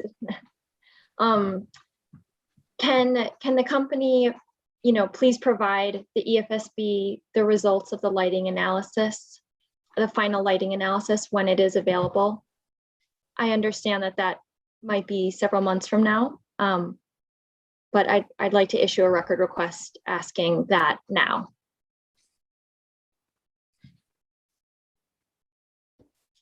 Okay, that will be record request RR-EFSB-41. Does the company have any questions about that record request? Do you understand what's being asked of you?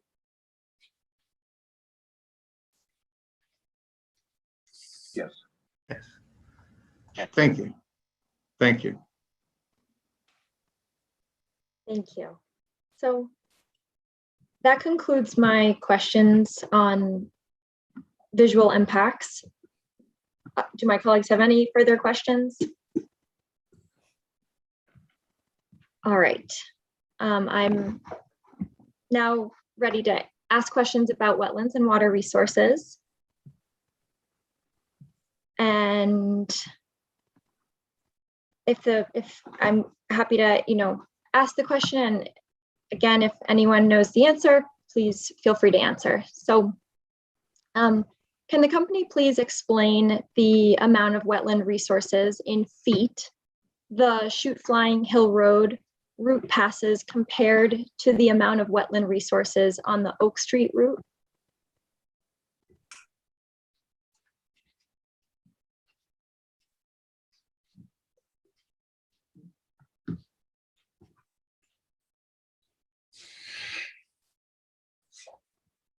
Can you hear me now? I thought I was on mute prior. Take a shot at that. I just want to grab a copy of my petition. Yes, Mr. Bergeron, we can hear you. Thank you. And when you're referring to the Oak Street route, you're referring to the noticed alternative route? Correct.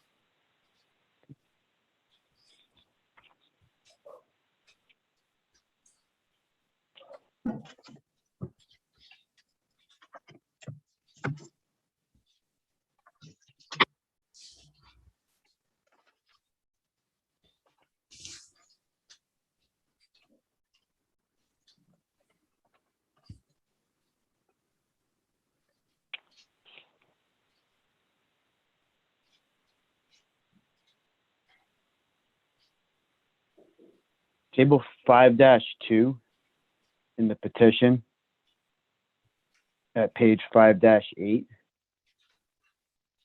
provides a comparison summary of the preferred route, Chute Flying Hill Road versus the noticed alternative Oak Street.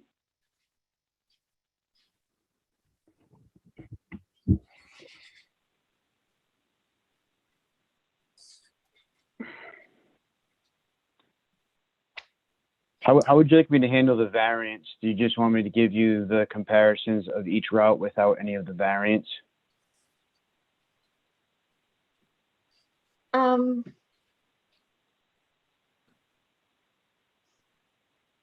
Are you able to just provide the feet amount that are covered, the amount of wetland resources in feet that are covered between the two routes, and for the preferred route and the notice alternative route? I can.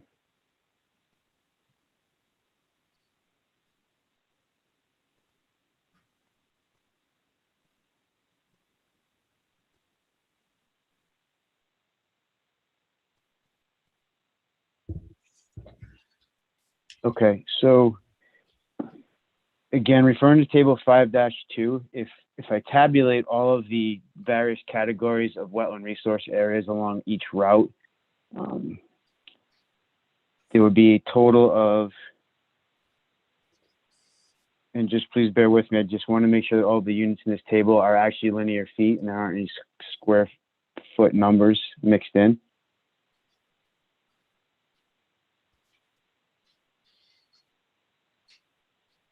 Okay, yes. So for the preferred route, there's a total of 3,840 linear feet of regulated wetland resource areas crossed versus a total of 5,430 linear feet of total jurisdictional wetland resource areas crossed by the noticed alternative or the Oak Street route.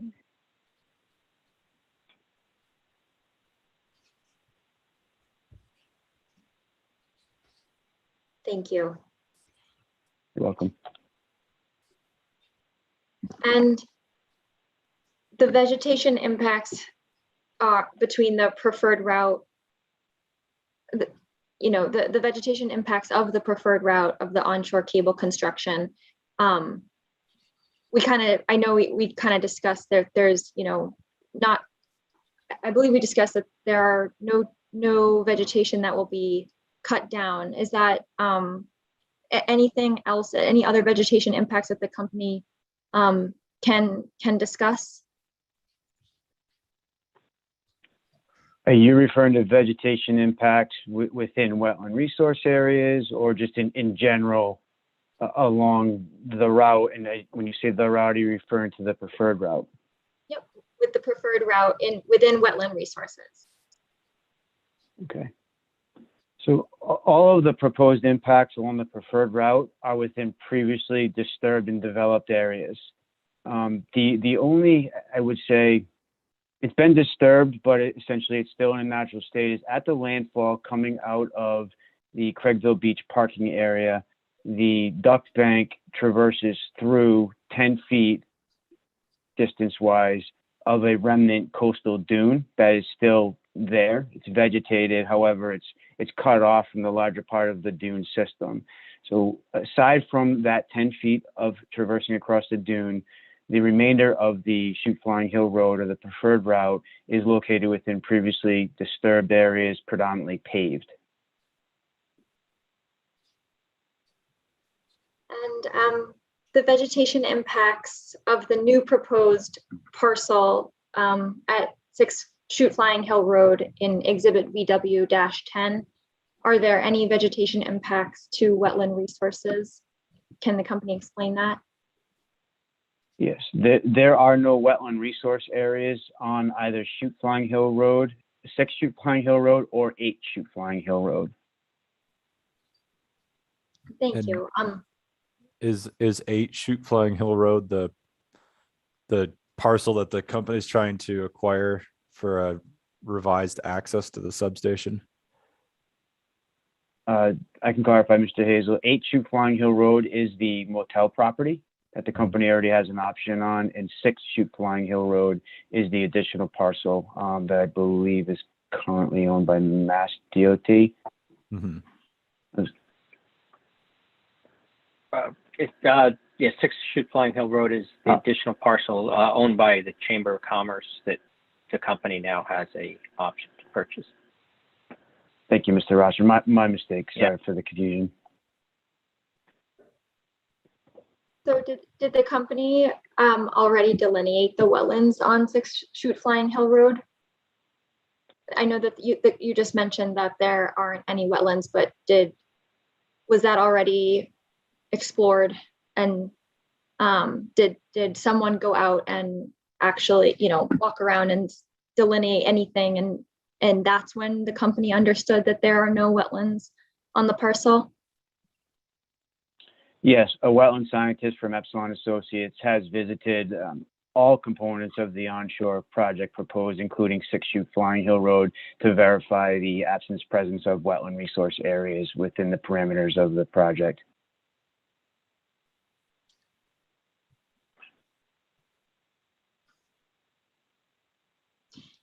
Okay, thank you. Can the company explain what types of wetland impacts might be expected? Excuse me. Can the company confirm that construction of the preferred route would not result in any direct impact to wetland resource areas?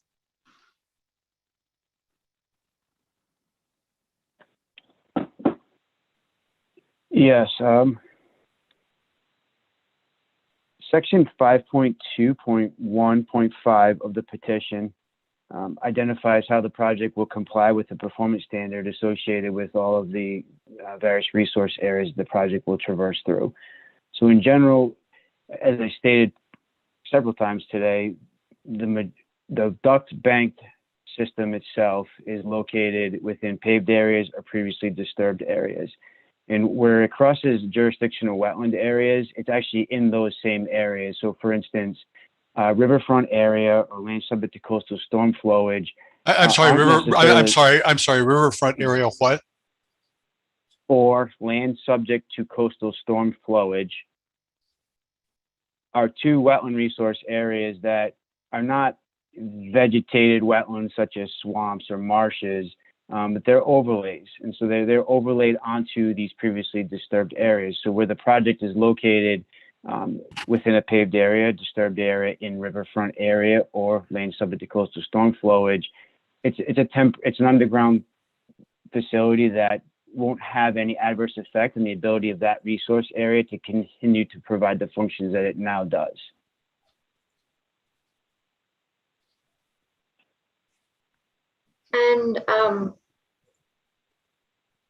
And okay, so that helps me understand.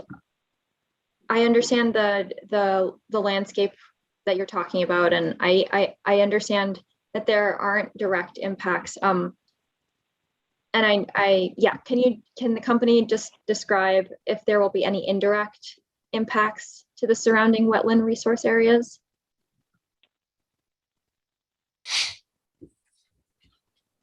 Sure. I think the best reference is section 10 of the DEIR provides the best management practices that the company is going to institute as they construct the project in adjacent to wetland resource areas. For instance, in the area of Wequaquet Lake, along the preferred route, there are vegetated wetlands within 100 feet of the edge of the pavement. And so therefore, in those areas, it'll be necessary to ensure that there's proper erosion and sediment control set up. Any dewatering in that area is run through the appropriate best management practices as far as a filter, fabric. So best management practices will ensure that there are no indirect impacts as a result of construction to any adjacent vegetated wetlands, which would ensure that there will be no indirect effect to wetland resource areas from the project. Okay. So is it safe to say that the company's proposal mostly impacts wetland resources in the vicinity of the preferred and variant landfall sites, but it avoids impacts to wetland resource areas located along each of the identified onshore transmission routes?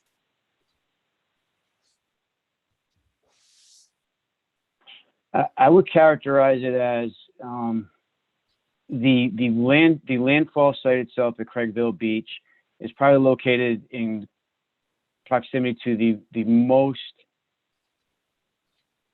resource areas. However, the HDD is underneath the coastal beach itself, and then all of the work is in the paved areas. And then again, the small section of dune that can be restored with the duck bank leaving there. And then as you work on the duck bank manhole portion of the project and go north towards the Shoepline Hill Road substation, we cross the Centerville River. There's going to be a micro tunnel, so we'll go underneath that resource area, avoiding it completely. However, the setup on either side of it will be within the riverfront area of that water body. Again, all previously disturbed, no new disturbance, working in areas that are already, I guess, compromised, if you will, or have been impacted. And then once you get north of Wequaquet Lake, there are no remaining wetland resource areas at either the substation, the Route 6 crossing, or the other side of Route 6 to facilitate the micro tunnel or HDD crossing of that roadway. Hopefully that answered your question. Thank you.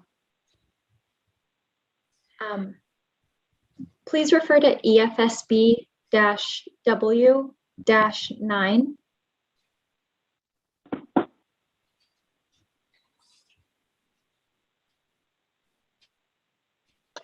Okay. The company mentions that the project will be reviewed by the Cape Cod Commission and the town of Barnstable along with EFSB and NEPA reviews. Can the company provide a status update on the Cape Cod Commission and town of Barnstable's review? And if the review has not started yet, when does the company anticipate it will start?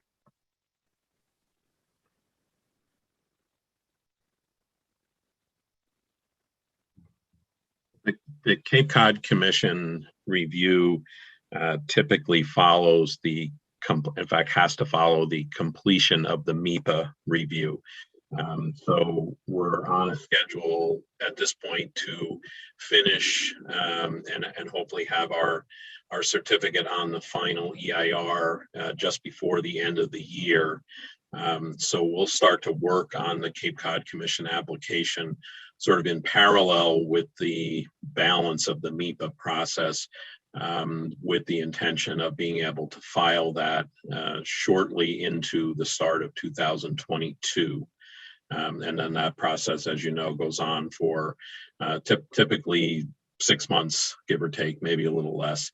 The town of Barnstable review we're talking about here is primarily the Conservation Commission. So that would be a little later in 2022. Thank you. And the company expressed that it anticipates that the permits issued at the conclusion of these reviews will include specific conditions intended to protect public water supplies. What are the possible conditions that the company anticipates meeting that relate to protecting public water supplies? Based upon review of the first project, we've already anticipated some of the key issues that the Cape Cod Commission in particular expects to be incorporated into the project. And the main one is refueling. And we've already identified, again, I can find the exact reference to it, but I believe it's in section 10, limiting refueling within areas identified as groundwater protection overlay districts, or in the Cape Cod Commission's overlay, I believe it's called freshwater recharge area. So having the appropriate refueling, and it's really restrictions of refueling in these areas, and trying to refuel outside of these areas is the key one the Cape Cod Commission focuses on. In addition, other regulatory bodies will focus on having the appropriate spill containment measures, and being able to respond to any spills, checking the equipment, routine maintenance, and regular maintenance. And then with regards to the substation facility itself, the Cape Cod Commission and the town of Barnstable in particular are focused on appropriate level of containment under and around any equipment that does have dielectric fluid within it. And based upon our experience in the first project, this project has been designed to have 110% containment at the substation. Just reminding you all, and for the record, that the cable itself is within a duct bank manhole system, but the cable is a solid dielectric cable, so there's no fluids or hazardous materials associated with that part of the project. Okay. And the refueling is in section 10.9.1.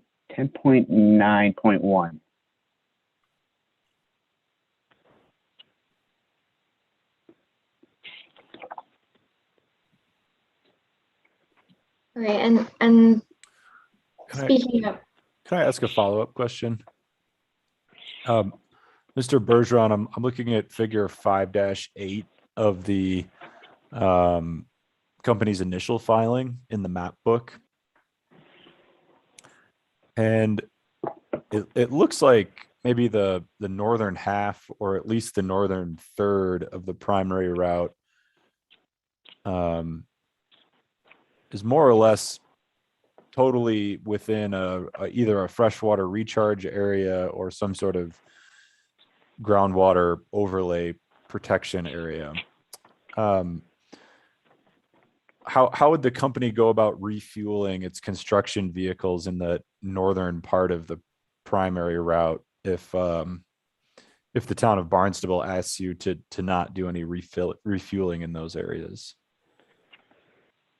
Just to clarify, the town of Barnstable hasn't asked that refueling be prohibited in those areas. When I was speaking to the refueling, I was referring more to the Cape Cod Commission's standards or policies, if you will, in their area. So the freshwater recharge area on figure 5-8 is depicted as the opaque green color, and the town of Barnstable's wellhead protection overlay district and groundwater protection overlay district are the hatched blue colors. Again, the majority of the work in here would be duct bank manhole installation, and that's referring to the Cape Cod Commission recharge area. So again, with the typical refueling could be refuel at the beginning of the day at the contractor laydown at the yards before they get onto the site. Majority of the equipment is going to be on and off this site every day because in this recharge area, it's only the underground duct bank installation. So equipment will be off the street every day and then back the next day. Is that true for larger equipment? Like, I don't know if a company needs to have an excavator or something like that. Sometimes I see excavators brought into a site on like a flatbed towed behind a semi or something like that. Would any of those larger pieces of equipment potentially be left within a construction zone, or would those get kind of moved off at the end of the day as well?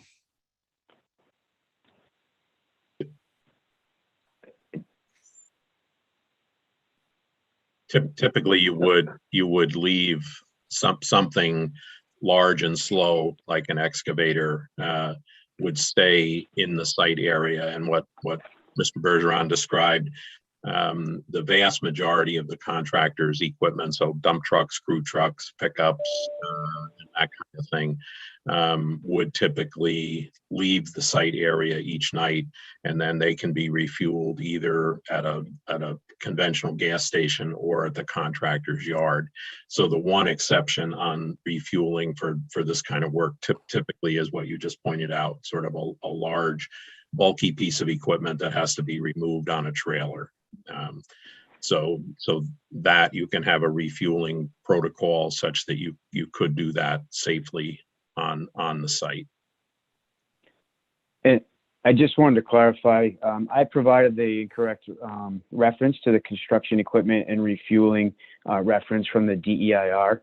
I'd like to just correct the record to say that section 10.2 of the DEIR details the construction equipment and refueling procedures. And I want to point out specifically that the company does commit that it will prohibit its contractors from refueling machinery or storing oil and or hazardous materials within zone 1 areas, and then will limit refueling to only those vehicles that absolutely have to be left on site for whatever reason in a zone 2 or any other overlay area. Excellent. Thank you for clarifying.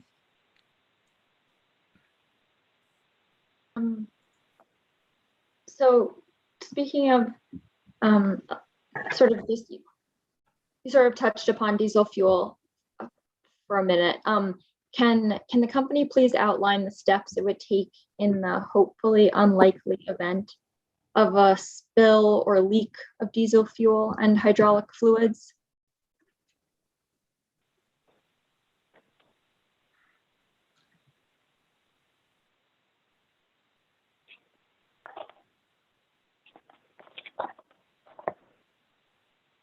I believe the DEIR at 10-26 might be useful to reference. Could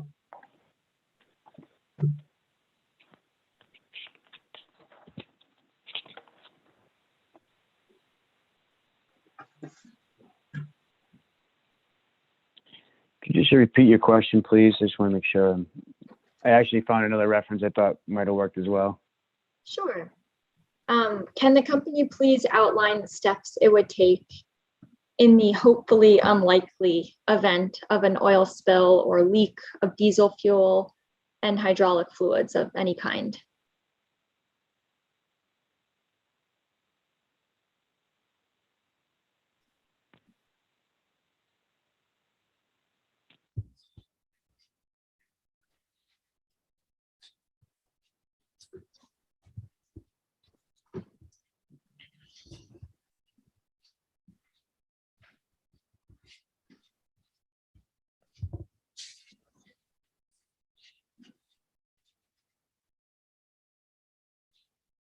And certainly the contractor would be responsible for cleaning up the spill immediately and then reporting.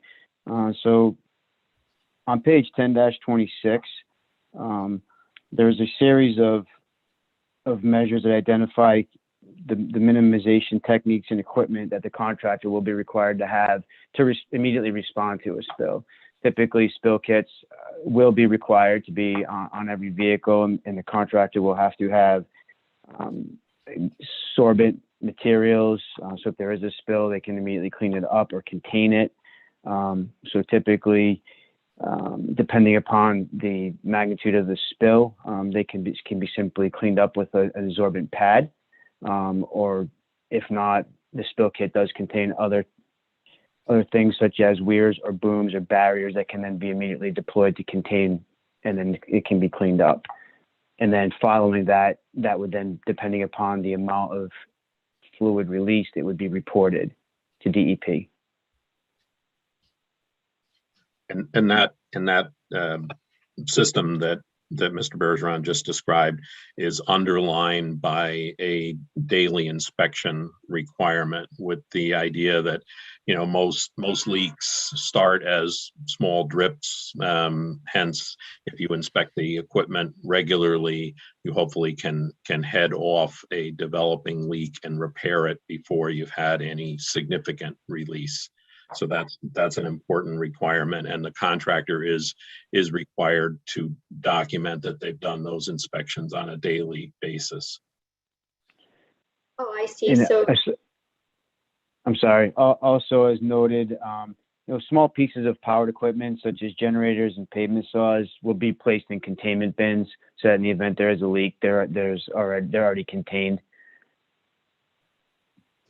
Thank you. Yeah. So the contractor is required to go out daily to check all equipment that's containing, that uses diesel fuel or has hydraulic fluids in it, and they're required to ensure that there are no spills before construction starts for that day.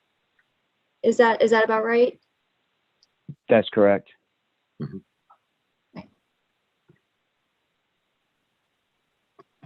So my next question relates to the additional systems, additional containment systems at the proposed substation site. So to clarify, I wasn't here for Vineyard Wind 1, so I wasn't on the Vineyard Wind 1 case. So this is, I'm really, coming at this question out of curiosity and trying to understand. So can the company please elaborate on why there is a need for additional containment systems at the proposed substation site? So I can start that, and Mr. Arruda or others may want to expand on this a bit. So as you know, there are a number of large pieces of electrical equipment, transformers in particular, that use dielectric fluid as their insulating and cooling means, and some of the pieces of equipment contain substantial volumes of dielectric fluid, thousands of gallons. So part of any basic good design for a substation and part of having a spill prevention and control plan that works is to provide what's known as full containment under each of those pieces of equipment. And in this case, we've gone the extra step of having 110% of the volume of dielectric fluid can be housed within the containment, which is basically a concrete vault, if you will, below the transformer. And then that is further sized to accommodate some amount of precipitation, with the thought being that in the unlikely event that you had a total failure of the equipment, released all the dielectric fluid, and you did so during a heavy rainstorm event, you want to have enough volume underneath the transformer to contain not only the dielectric fluid, but the precipitation that might be coming down or might have preceded that. and then in this case through, and typically that would be, you would size that for the quote 100-year storm, which in this area might be 6 or 7 inches of precipitation. So, however, in this case, through discussions with the town of Barnstable, the project agreed on the first project, and it will carry over to this project, that they use an even more conservative approach to precipitation, basically sizing the containment for as much as 30 inches of rainfall. So that's on top of the volume of dielectric fluid contained in the transformer. So it's a very, very conservative containment design. And then beyond that, there's a whole system that is designed to make sure that in the event of a spill, that the dielectric fluid stays in the containment until it can be properly cleaned up, whereas rainwater passes through a downstream system and is eventually infiltrated back into the groundwater. So in a nutshell, that's what we're providing. Mr. Barton, is that the system by which the water can flow through, but the oil is retained?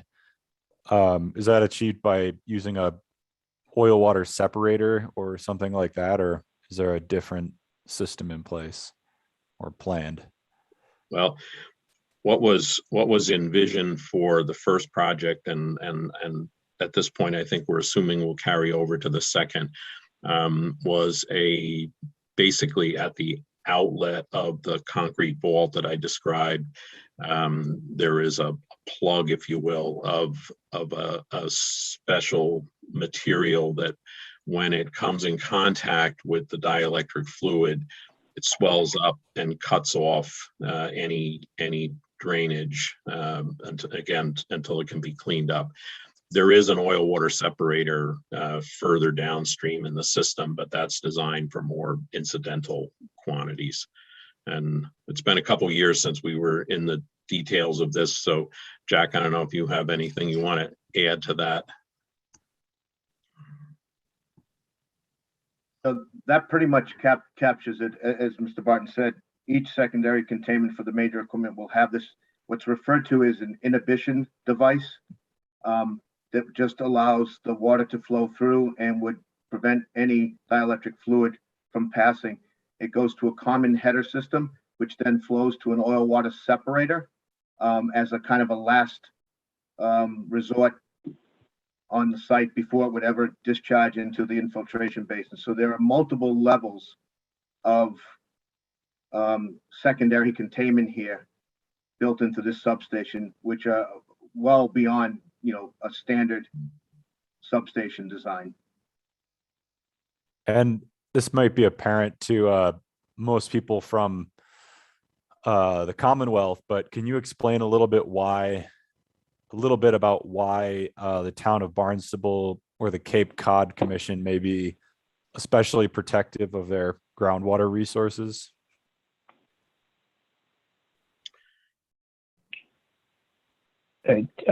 Yes, typically on the Cape, the sandy soils are highly transmissive. So versus other parts of the state where there's lots more fines and clay composition in the soils. So down the Cape, in general, due to the high volume of sand in the underlying earth, the soils are highly transmissive, which means that if the fluid infiltrates into the ground, it's able to move through the soil quicker, a greater distance, depending upon what the fluid is. And sort of to take a step back from that, not to state the obvious, but the Cape is entirely dependent on groundwater for its drinking water. So unlike many other parts of the state where cities and towns have surface reservoirs and the like, the Cape is particularly concerned about their drinking water aquifer because it is their sole source of drinking water. Thank you very much. That great explanation for the record. Thank you. In Exhibit VW-7 on 4-14,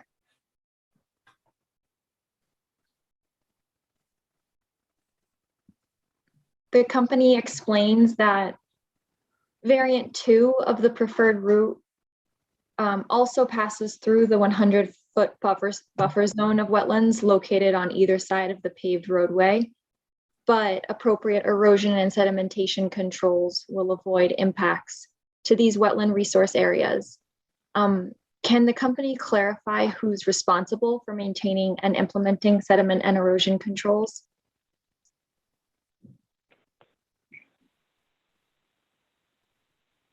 Yes, the contractor would be responsible for maintaining erosion controls on a daily basis and making sure that they're installed as shown on the approved permit drawings. I see. Is the company able to provide EFSB with its contractor's plan for sediment and erosion controls through these 100-foot buffer zones? The company will actually develop the erosion and sediment control plans through the development of a stormwater pollution prevention plan, and also as they prepare permit applications to the local conservation commission and the Cape Cod Commission. So the company is going to put together permit drawings that the contractor will then get once they're approved, and the contractor will then be responsible for implementing those best management practices, including erosion control as approved in the permit drawings. Thank you.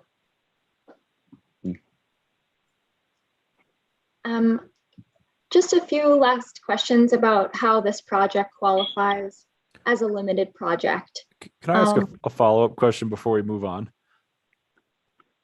I think earlier Mr. Barton mentioned something about daily inspections happening on site. Maybe that was Mr. Rodstrom, I forget. If there are daily inspections of the construction site, would the erosion and sediment controls be reviewed as part of those site walks? Well, at a very minimum, under the US EPA construction general permit, the contractor will be responsible for weekly inspections of the erosion control. However, we expect that there will be more stringent permit conditions where there is daily responsibility that erosion controls are in place and functioning. So yes, it's part of the contractor's responsibility to, on a daily basis, make sure that the erosion control, their equipment's in good working order, and the erosion controls in the section of roadway that they're working in are also in good working order and installed appropriately prior to the start of work.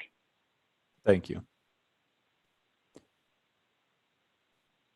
Can the company please define what a limited project is?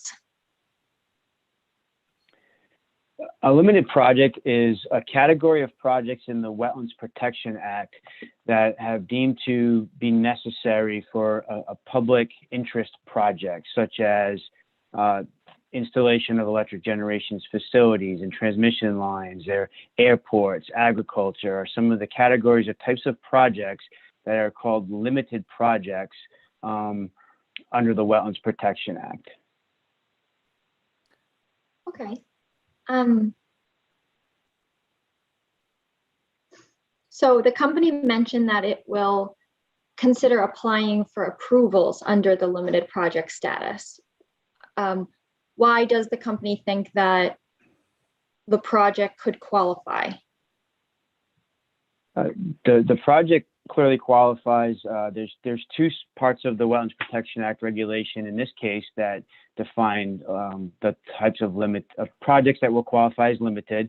Section 310 CMR 10.24 is associated with coastal wetland resource areas, and they identify certain types of projects that are in the public's interest that can be within wetland resource areas, but don't necessarily have to meet all of the performance standards that a project that doesn't qualify as a limited project or a public interest project would.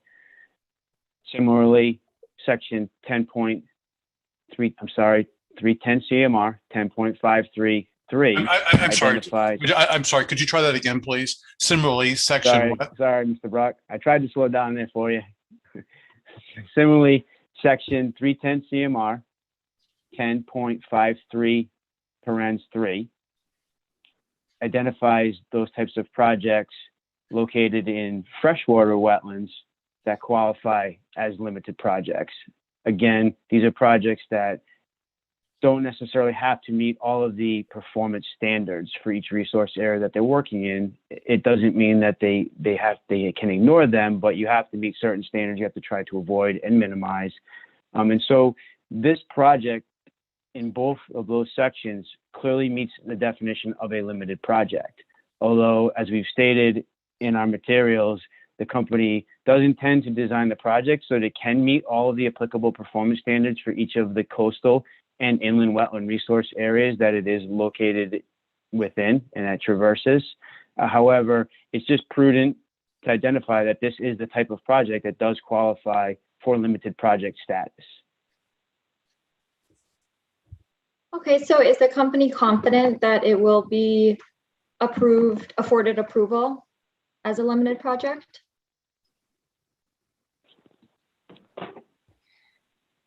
I'm sorry, could you repeat your question?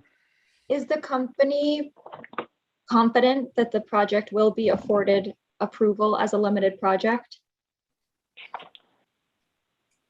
Yes, the company is confident that the Conservation Commission in Barnstable will consider that this project does meet the definition of a limited project, similarly to the first project, which was issued a permit and was deemed to be a limited project.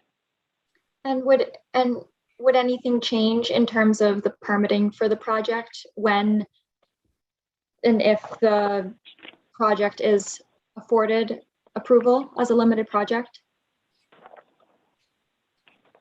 No, nothing associated with the design of the project would change.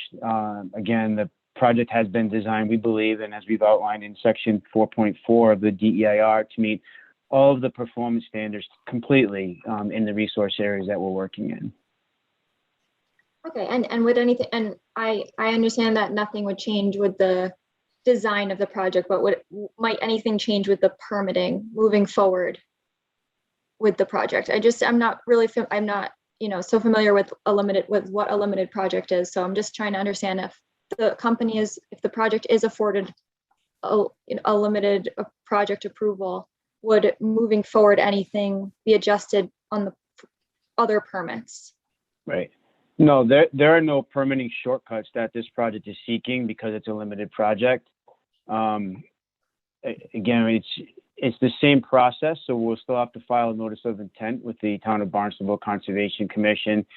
And again, we would note that it qualifies as a limited project, but then we would run through how, just as we did in section 4.4 of the DEIR, how the project meets all the applicable performance standards. And if for some reason we weren't able to, having the limited project status would allow the Conservation Commission to have the discretionary authority to issue a permit for the project if they felt it was adequately protective of the resource area. So really, I think I see what you're getting at. The limited project status for a project, it doesn't shortcut the permitting. It doesn't mean that you have to ignore performance standards. It just gives discretionary authority to a Conservation Commission to not hold that type of project to the same standards. And again, these are only projects that have been deemed to have a public interest, underlying public interest to them. So for instance, a real estate project, commercial real estate project from a private developer does not qualify as a limited project. So therefore, if that particular project could not meet all of the performance standards, the commission would have to deny that project, and then the applicant would have to go for a variance or an override with DEP. But that's sort of just helping you understand the limited project status. Thank you. And does the company intend to file for its wetland permits as a limited project? Yes, we do.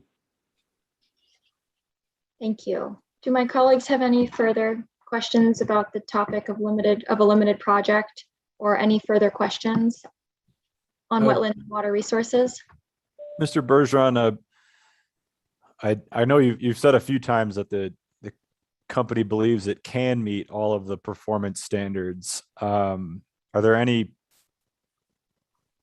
particular performance standards that you think might be in play that might require this flexibility from a limited project status? No, I really don't. As we talked about this morning quite a bit, the majority of the project is already in areas that are either paved or previously disturbed.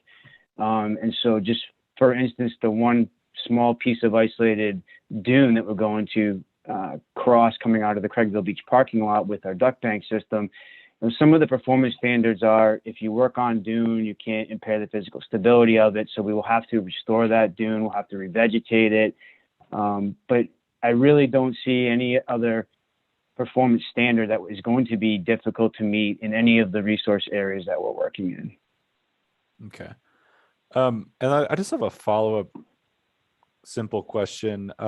In the company's initial application, I believe it was table 5-2 that provided a table comparing all of the wetland resources for each route. Why did the company use units of linear feet instead of like an area of square feet or acres or something like that?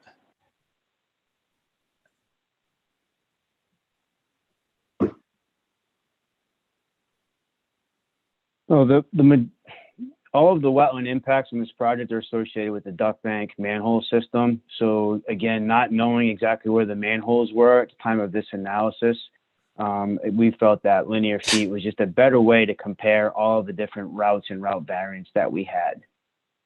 It was a consistent unit that it just linear foot crossing through would be the way that we could compare the options.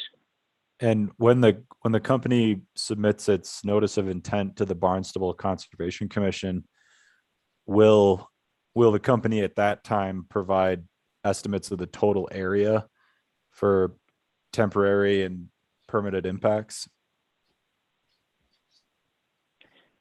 Yes, when you file those applications, the unit that you're supposed to identify your potential impacts are typically in square feet.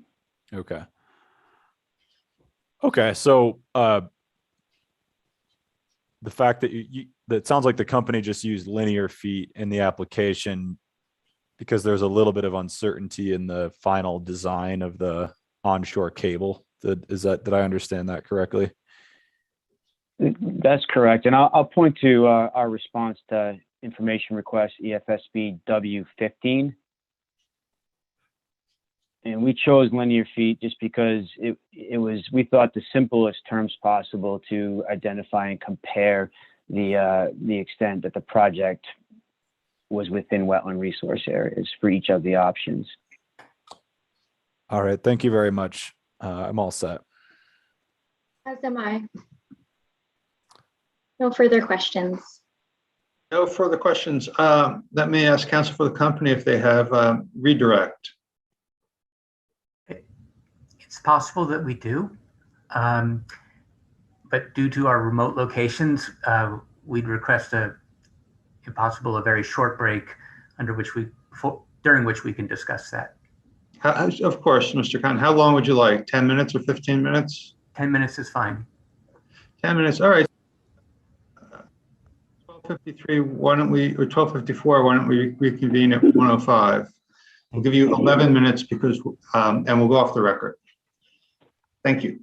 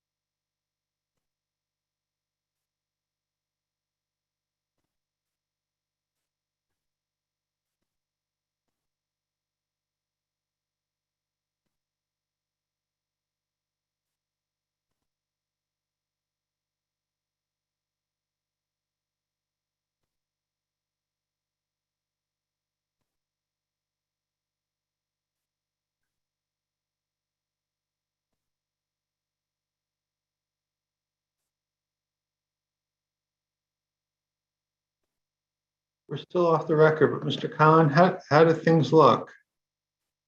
We have a 90-second redirect approximately. Okay. Mr. Bergeron. Okay, is there anyone that we need back here before we go on the record? I don't see anyone. Okay, why don't we go back on the record? Mr. Khan, do you have redirect? Yes, I do. Please proceed. Mr. Bergeron, do you recall Ms. Yellen's questions about direct effects to wetlands? Yes. And in particular, do you recall the question, can the company confirm that construction of the preferred route would not result in any direct impact to wetland resources? Yes, I do. How did you interpret the term direct impacts for your responses? I interpreted direct to mean either permanent or temporary impacts.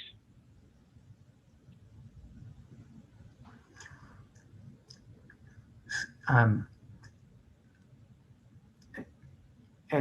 did you, I'm going to re-ask that question. Did you interpret direct effects to include both temporary and permanent, or just permanent in your response? In my response, I focused on the permanent impacts and overlooked the temporary. And I should say that in looking back at what I said, I was not clear. With regard to temporary impacts, are they discussed in the draft environmental impact report VW7? Yes, they were presented in table 5-2 of that report. Okay. Thank you. Nothing further. Ms. Yellen, Mr. Hazel, do you have any questions for Mr. Bergeron based on the redirect? All right. Before we conclude, let me just ask whether anyone has any. Does anyone have any further questions for any of the witnesses? Not seeing that anyone does, I think that we can conclude for the day. Thank you all very much for being here. This is Monday, August 2nd. We're next scheduled to meet for this case on Wednesday, August 4th at 10 a.m. And that will conclude the matter for the day. Thank you very much. Thank you. Thanks, everyone. We're off the record. Thank you all. Thank you and goodbye.